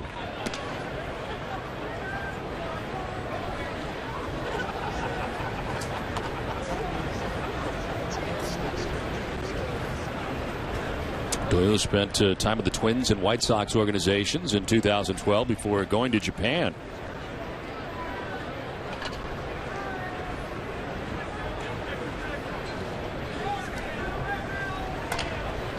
Chop towards second base. Jonathan Diaz. It's a first for the out that ends the top of the 7th inning. 7th inning stretch with the Orioles on top of the Red Sox 2-1.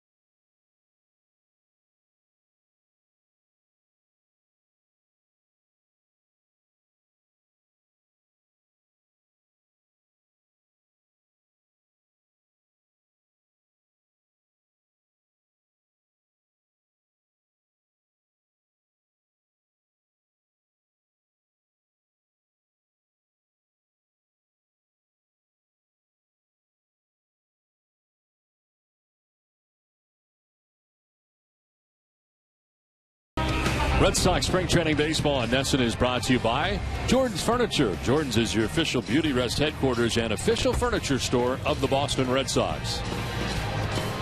Well, nice night here tonight at JetBlue Park at Fenway South, and many more games here on Nesson from spring training. A look at the schedule coming up. We'll be with you tomorrow for Port Charlotte.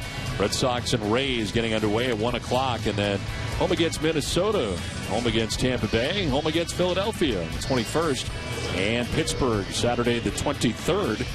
We will travel to Clearwater, take on the Phillies the 24th, and back here at JetBlue Park on the 28th and 30th. And then we'll be headed to New York for an off day in New York, and then opening day at Yankee Stadium for the Red Sox and the Yankees to get the 2013 campaign underway. And then Red Sox would go from New York to Toronto and then home to Fenway Park. Mitch Meyer leading it off. Meyer 1 for 2 tonight. He doubled in the second inning, lined out to short in the fourth inning.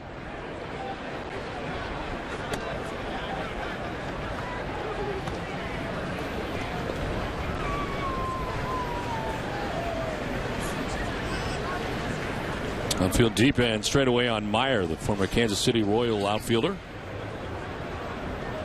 Belfiore in there for a strike, 2-1.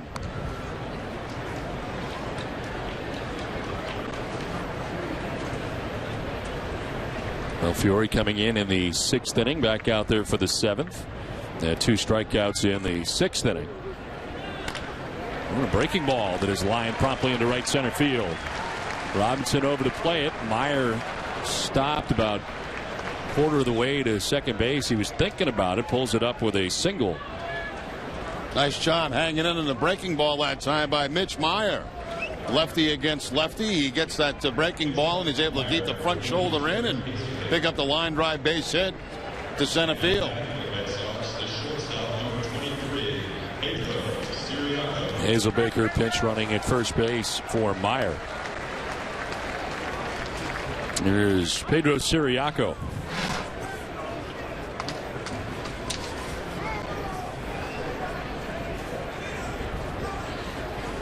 Jose Iglesias in this spot had been 0 for 2 in the game tonight, batting out of the number 9 spot, grounding out to short, grounding out to second.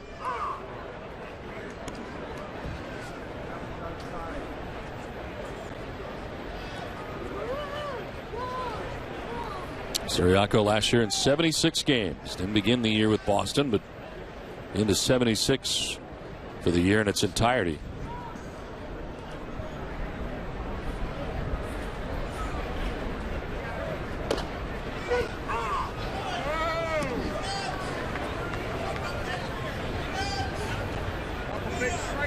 Red Sox with a lead runner on for the second time in 7 innings.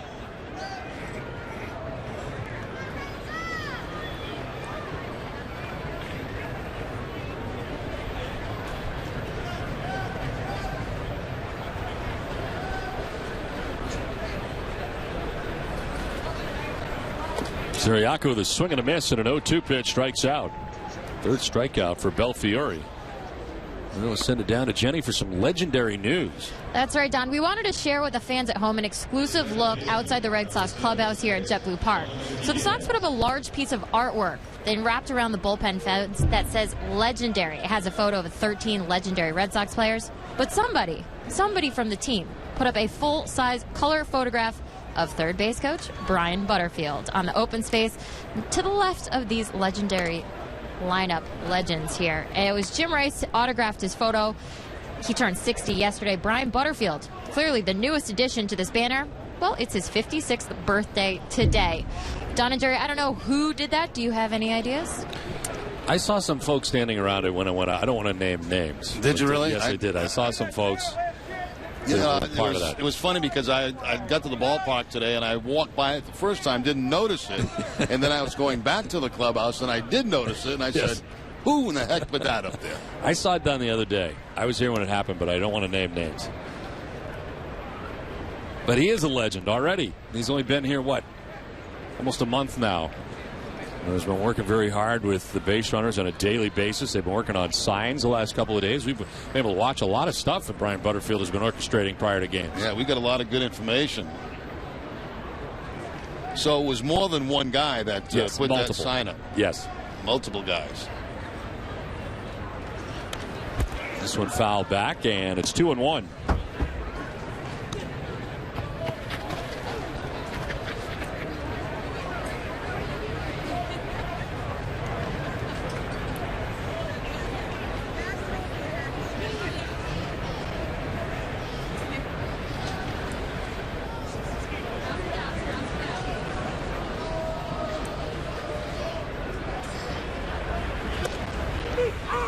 In there for strike 2, 2-2. Jonathan Diaz batting here with 1 out and 1 on in the Boston 7th inning.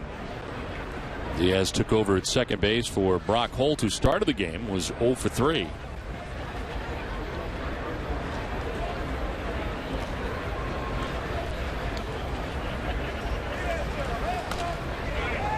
Sliced foul off to the right, and it's still 2-2.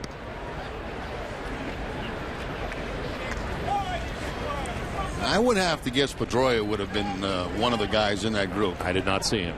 You didn't see him? No.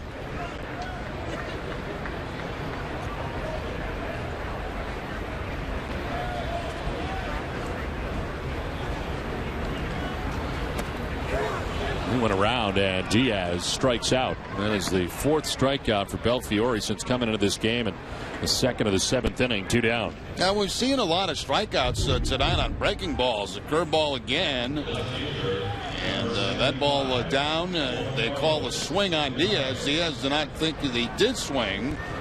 But by that angle, it does appear that he did. And the correct call made by Timmons, the home plate umpire. 2 down, Hazelbaker at first base, and here is Juan Carlos Linares. That's for the first time. Took over for Johnny Gomes in left field. Gomes had been 0 for 3 tonight with a couple of strikeouts.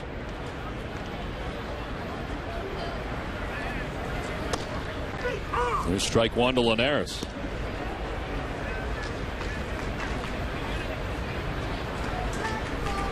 Last year, 58 games in AA Portland. 52 games in Pawtucket. Signed by the Red Sox as a free agent back in 2010. Hazelbaker goes. The throw is going to be close and in time. Got him. Nice throw from behind the plate from Josh Heel. So caught stealing is Hazelbaker. To end the inning, we're through 7. Baltimore has a 2-1 advantage.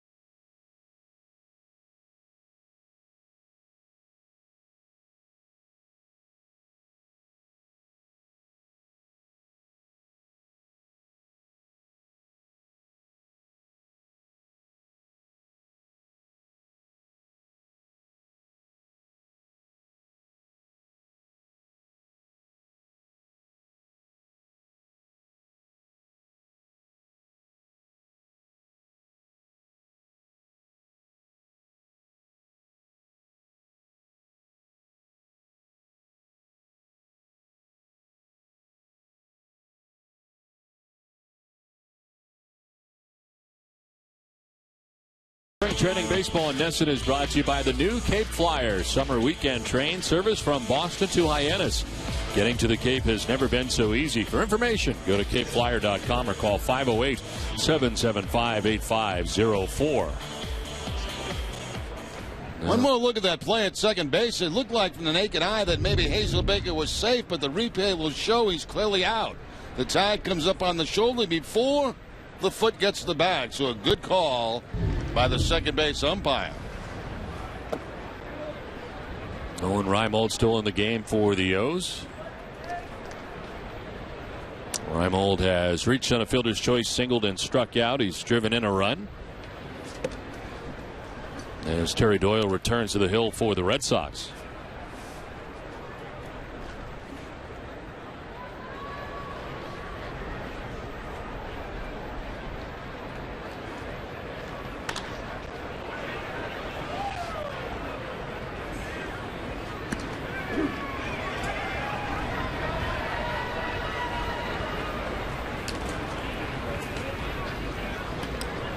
Red Sox have seen 3 innings from Felix Dubront. He gave up the 2 runs the Orioles have on 5 strikeouts, 4 hits.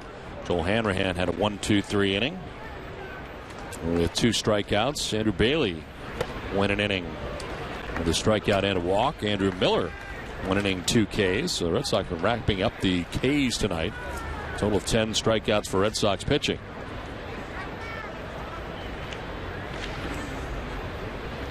2-2 to Reimold. There's strike 3 and strikeout number 11 on the night for Red Sox pitching. Now Doyle wearing out the inside part of the plate, and Reimold's at bat here as he goes back inside with that 2-seam fastball to pick up the strikeout. Well, Sox fans, I want to remind you to use the power of social media to know where your team will be all season long. Use your mobile device now and scan the code that's on your TV screen to download the complete 2013 Red Sox schedule. Nesson and Nesson.com have made it never easier to keep your Sox on all summer. This is a bullet into center field. A ringing single for Travis Ishikawa.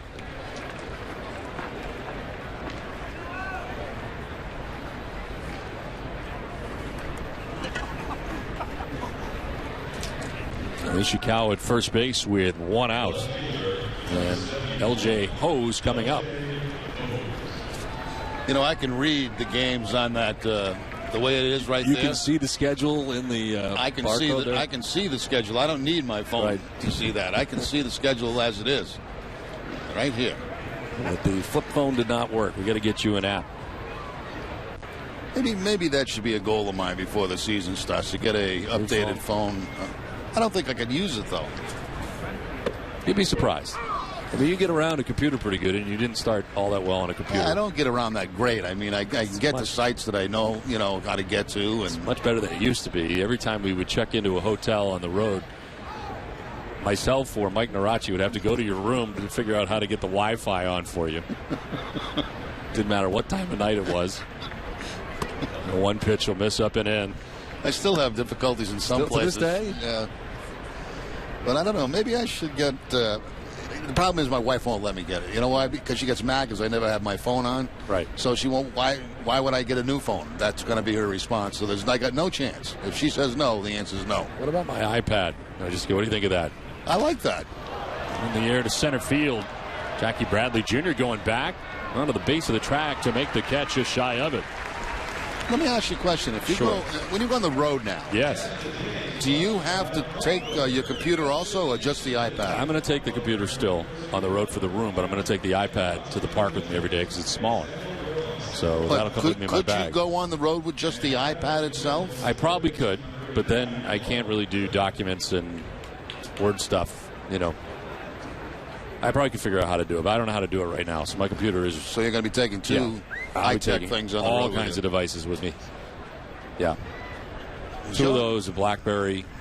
There's a lot of stuff coming with me. You got a lot of stuff. You do really. This is the third base. Sutton's throw is in time. But thankfully, this conversation is over.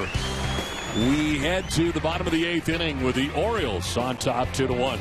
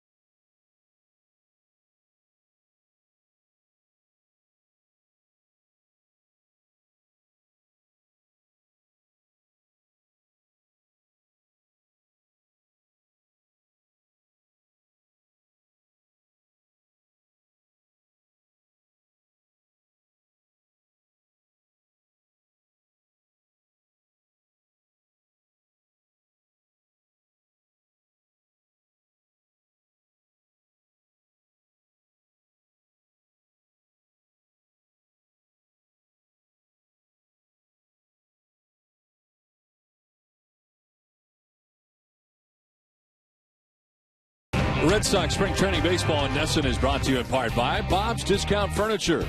You score extreme quality, choice, and value at Bob's Discount Furniture in-store and online at mybobs.com. A tight game tonight here at JetBlue Park at Fenway South as we head to the bottom of the 8th inning. Sweet Caroline wrapping up here, even down here at JetBlue Park.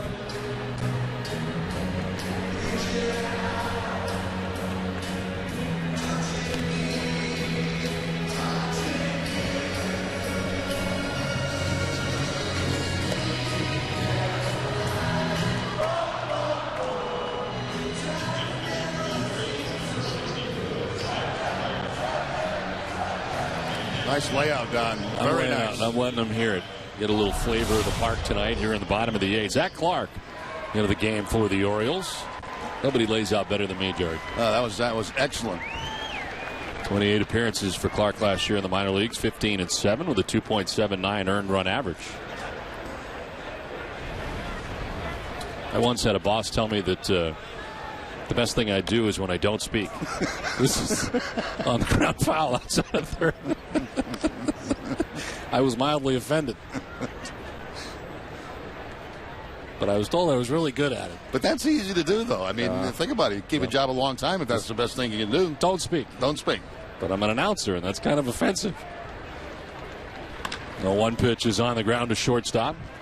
Moran is there. His throw in time for the first out as Linares is retired here in the 8th. 7 Sports, 450 acres. IMG Academy in Bradenton, Florida is giving you the opportunity to train like a pro. Go to NESN.com/IMG for your chance to win a free week of youth sports camp. One out in the 8th inning for Jackie Bradley Jr. Walked in the first inning, singled in the 3rd, and grounded out in the 6th. Well, the Red Sox would like to have a big inning. I mean, the home games for the Red Sox recently, they have not done much scoring here at the JetBlue Park at Fenway South. Only one run in the ball game so far tonight.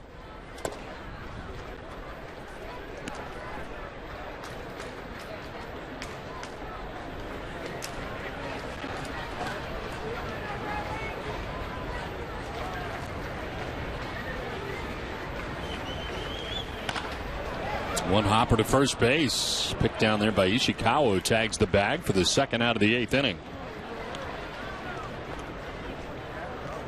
So a two-way in the 8th, and Daniel Butler coming up. 26-year-old catcher came into the game last inning. Butler last year spending time at Portland and Pawtucket. 73 games with the Sea Dogs, 22 with the Paw Sox. Signed by the Red Sox as a non-drafted free agent back in 2009 from Phoenix, Arizona.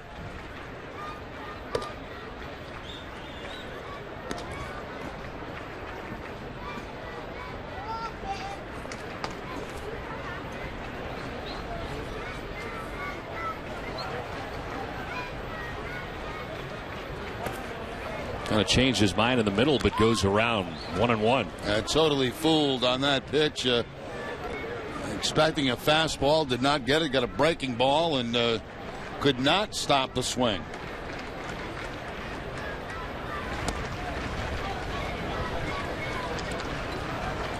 Zach Clark in the game here for the Orioles, their 4th pitcher of the day. We've seen Bundy, Gausman, Belfiore, and now Clark. 2-1. That's a strike. 2-2.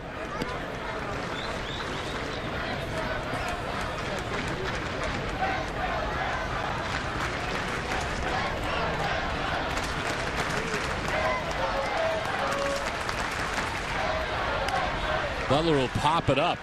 Ishikawa at first base. On the dirt of the infield, and a step now onto the grass in the outfield to make the catch that ends the inning. Red Sox go in order.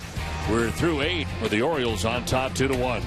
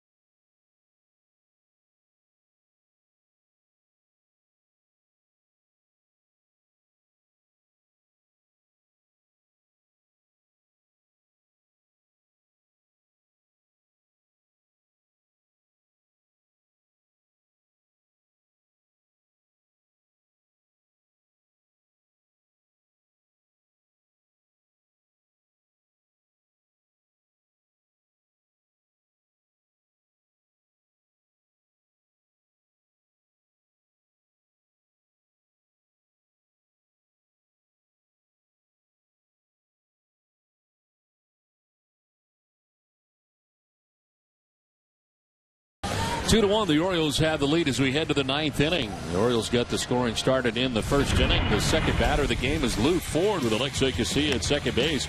Good line went into right field for a base hit that scored Casilla to put the Orioles on top 1-0. Red Sox would score their first run and tie the game in the second inning on an error. Right field committed by Connor Jackson. As Mitch Meyer sent it into right field for a double, but miscue down there allows Will Middlebrooks to score the game-tying run. But the O's were back at it again as the Orioles get a base hit from Nolan Reimold in the third inning. It scores Luis Exposito, and the Orioles took the 2-1 lead. That was in the third. There has been no scoring since, and we head into inning number 9. Newman Romero leading it off. And he lines one into left field for a base hit. Linares over to play it on the backhand, but a single for Romero to begin things here in the ninth inning. Well, see how Buck Showalter plays this year late in the ball game. 1-run lead. See if he sacrifices, try to get him in a scoring position at second base. Adrian Marin coming up here for the Orioles. A couple of options, either the bunt, maybe the hit and run.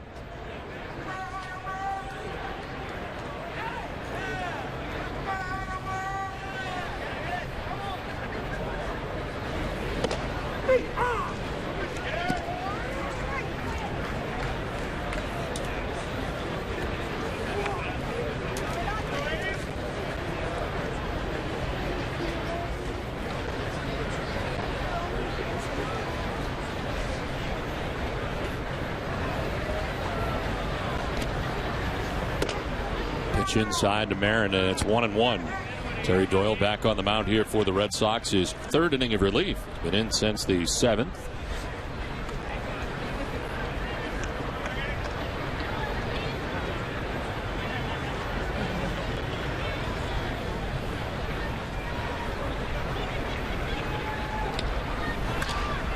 Flared foul off to the right, and it's 1-2.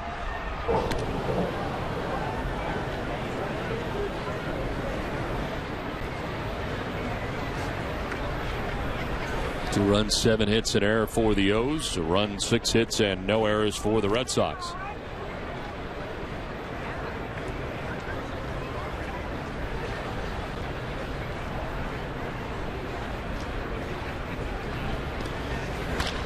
Back to the mound. Doyle. High throw to second base. It ends up into center field. Run down by Diaz. His throw to third is late.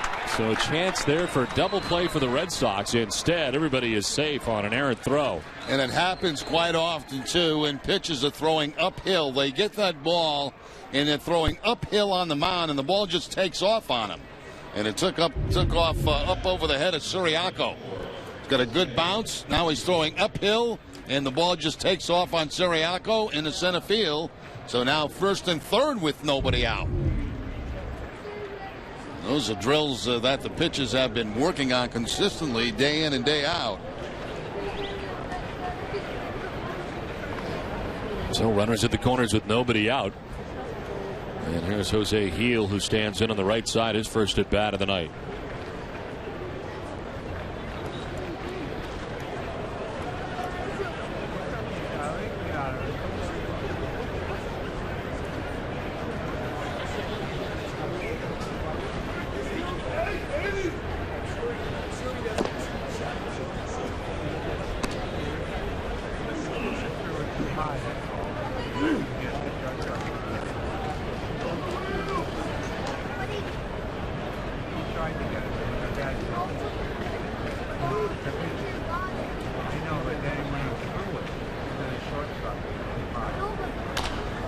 Fouled off to the right, evens the count at 1-1.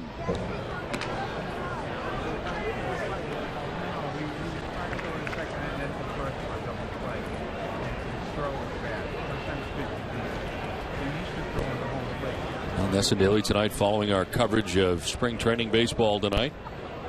Orioles threatening for more as they try to add on to a 1-run advantage here in the top half of the ninth inning. Foul back, 1-2.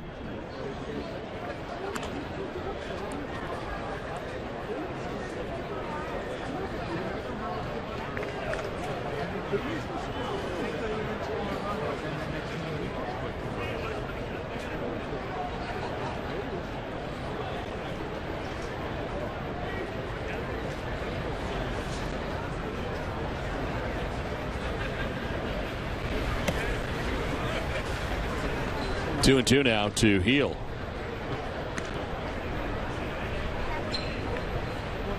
Coming into this inning, Doyle had given up just 1 hit in his first 2 innings of work. And retired 6 out of the 7 batters that he had faced, but a base hit and an error. It's now 1st and 3rd, nobody out. And a pitch in tight is full count now, 3-2. Red Sox in the middle of the infield playing back for the double play. This regular season probably would not be the case at all, especially in a 1-run ball game this late.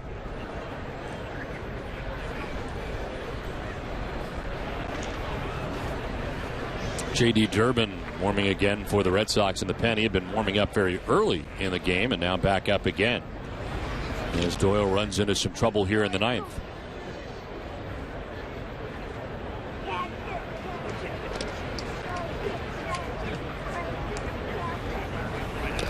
This one fouled off. Earlier in the inning, you were calling for a hit and run or some other combination to try to get another run here for the Orioles. Why do you think there's not more situational baseball in spring training? I think maybe just trying to get guys at bats, instead of playing games and, sacrificing and hit and running and stuff like that. I think managers prefer they get a guy that doesn't have a lot of at bats, maybe just let him swing away. But I think if this was a regular season game, it certainly would have been played differently than what it has been this inning. And strike 3 to Heel. And the first out. Doyle needed that. 1 down. His second K. Regular season now you would expect something. Possible squeeze play, a possible steal at second base. A lot of different things right now that could bring across that extra important run. My thinking was that if you're not going to do it in spring training, it seems like a perfect time to try some of this stuff before the season starts. Yeah, you're right. I'd be doing everything.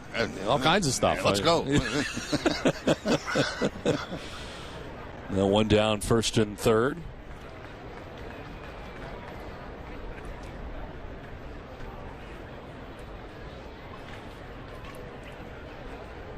Friday getting his second at bat. He flied to right field in the 7th inning. See, I would squeeze right now. Right now, I would put the squeeze on. 1-0 count, 1 out. You love the squeeze, though. You're looking for the squeeze all the time during the regular season. It excites me.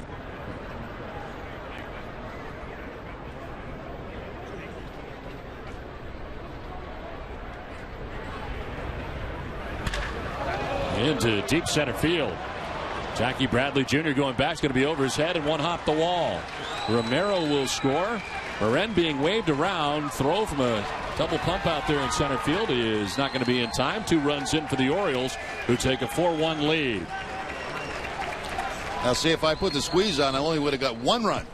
But by swinging away, Buck Showalter gets 2 runs out of it. This ball hit very hard by Pridey. See the ball tail away out there from Jackie Bradley Jr.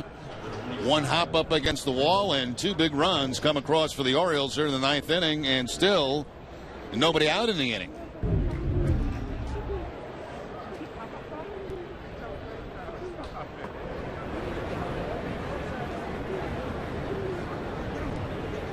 Excuse me, Don. 1 out. The strikeout. Forgot about the strikeout.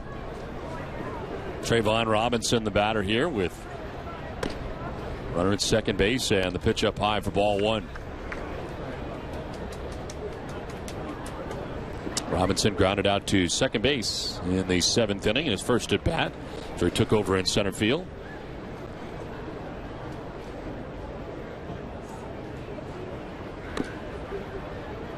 Well, tomorrow I'll be with you tomorrow afternoon from Port Charlotte, the home of the Tampa Bay Rays.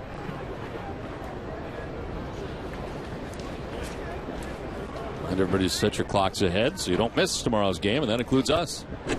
And we've already done it. Yeah, but there's no guarantee on the alarm clock. That's the only thing I'm nervous about. On the ground, left side, and it's Siriaco's throw. And keeping his foot on the bag nicely was Overbay. Nice job for the second out of the inning. Taking third base is Pridey with 2 down. A couple of nice plays. First of all, a defensive play by Siriaco to get the out at first base, and good base running by Pridey at second. Once Siriaco let that ball loose, he knew he had no problem getting to third base, and he did. Siriaco having it tough as Sutton was cutting in front of him. And nice stretch by Overbay at first base to record the second out of the inning. Two down for Xavier Avery, who's coming up here for the Orioles. This had been Nolan Reimold's spot, the DH spot, and Reimold was 1 for 4 with an RBI single.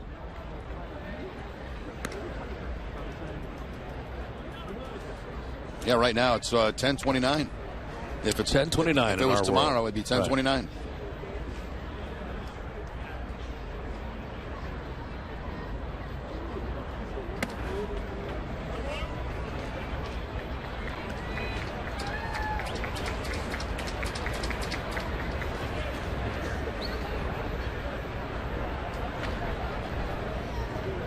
Doyle falling behind 2-0 to Avery.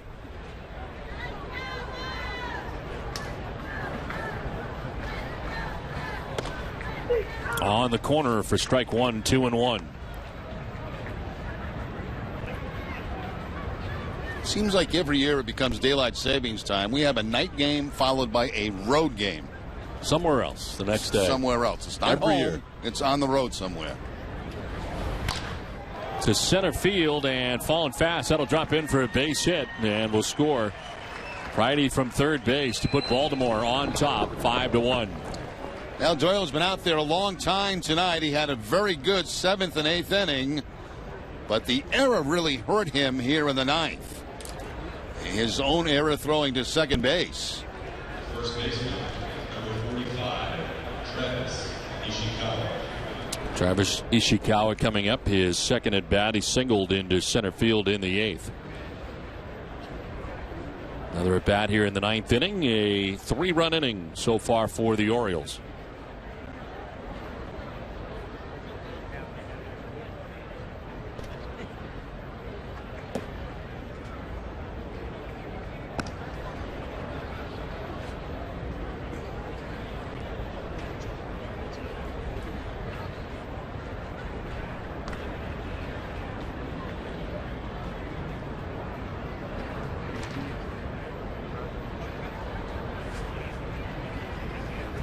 Ishikawa hits it sharply to the backhand. Siriaco's long throw from short there and plenty of time. Nicely done to end the inning. Well, the Red Sox last at bat coming up here. They've got 4 runs they trail by.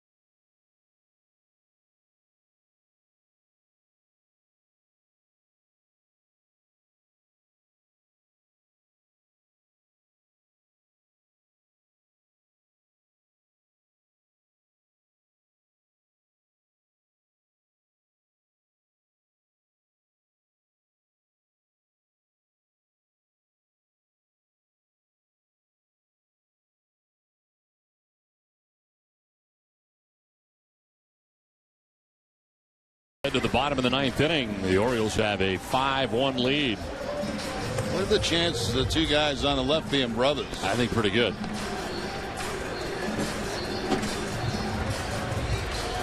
Now it's on to the last half of the 9th inning. Lyle Overbay will be leading it off here for the Red Sox in the last of the 9th. Overbay getting his first at bat. He pinch ran earlier in the game, took over at first base. 65 games between Arizona and Atlanta last year for Overbay. Former Toronto Blue Jay leading things off. Drew Sutton in behind him waiting on deck.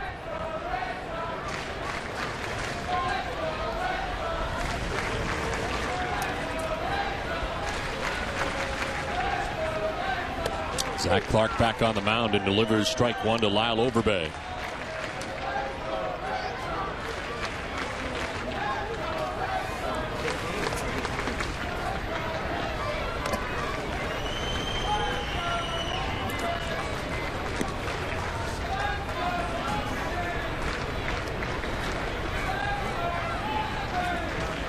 There's Sutton waiting on deck.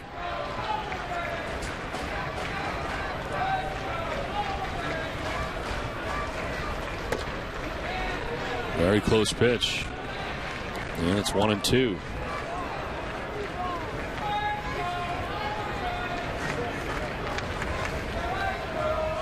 Outfield deep and straight away on Lyle Overbay. It's a fly ball to left field. Hose going back towards the corner, and that'll be off the wall. The second base goes Overbay. And Hose gets it back into the infield, but a double to get things started here in the ninth. Well, that one spot in the Red Sox lineup tonight between Saltalamacchia and Overbay has been a good spot. 3 hits coming out of there. 2 singles and now the double. Scraping that left field wall. So those runs look very, very big for the Orioles right now.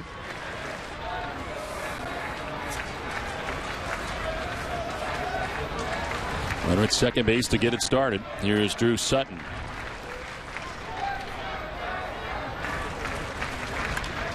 Sutton will send one down the left field line, but this one's headed foul.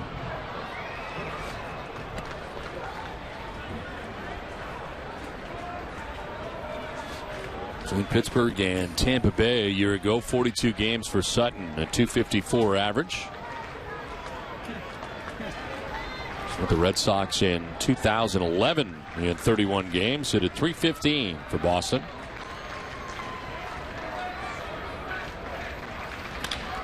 Ground ball towards second base. Romero to the backhand, plants and throws in time to get Sutton. Overbay takes third base with 1 out in the ninth. Moro Gomez coming up here.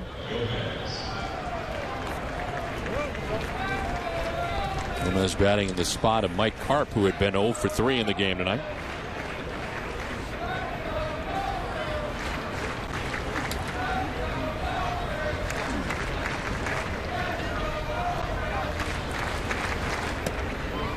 Gomez takes ball 1.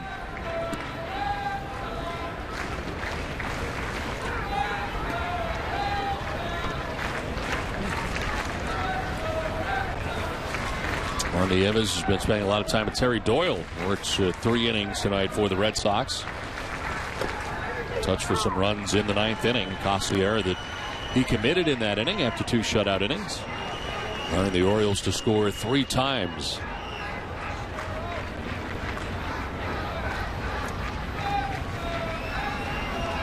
One to Moro Gomez. In there for strike 2. 37 games last year for Gomez in a Red Sox uniform, making his major league debut last year for Boston. Hazelbaker waiting on deck behind him.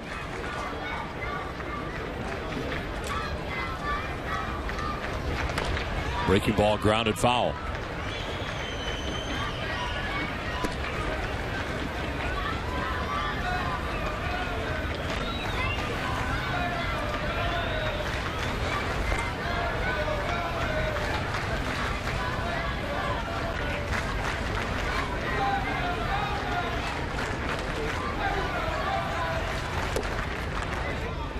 Two and 2.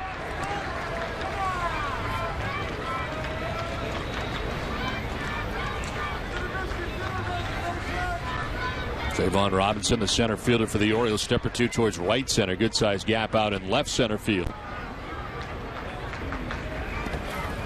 In the dirt, nicely blocked by Heel to his right. With Overbay just 90 feet away.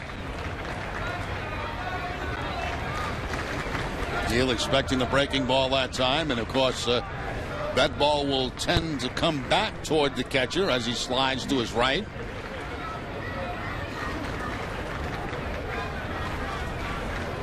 Shakes off the breaking ball, wants the fastball. Gomez grounds it left side to third base. Britton will fire across for the second out as Overbay comes in to score for the Red Sox to make it a 5-2 game. Gomez grounding out for the second out here of the ninth, but the Red Sox grab their second run.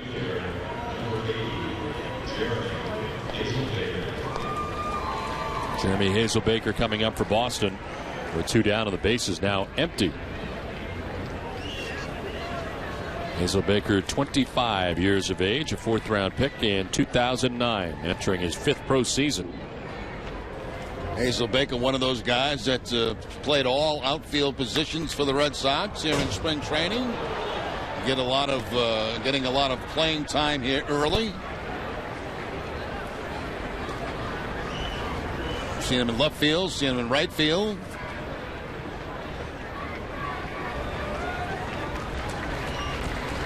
I understand that Cal Ripken is going to be joining us tomorrow. There's a children's book coming out. And he'll be throwing out the first pitch in tomorrow's game.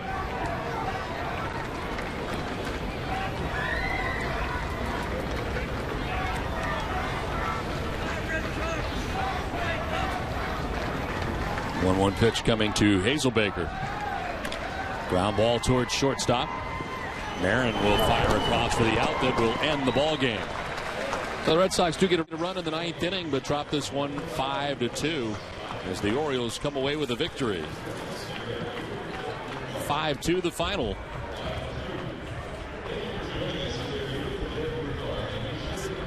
Mariano Rivera set to make a big announcement from Yankees camp in Tampa. We'll have it for you. Plus, a brouhaha breaks out at the World Baseball Classic, and Sox reliever Alfredo Aceves, he's right in the thick of it. We'll show you what happened. And the Bruins take care of the Flyers at the Garden. Highlights, reaction, and an amazing stat involving Chris Kelly. Nessa Daily coming up next.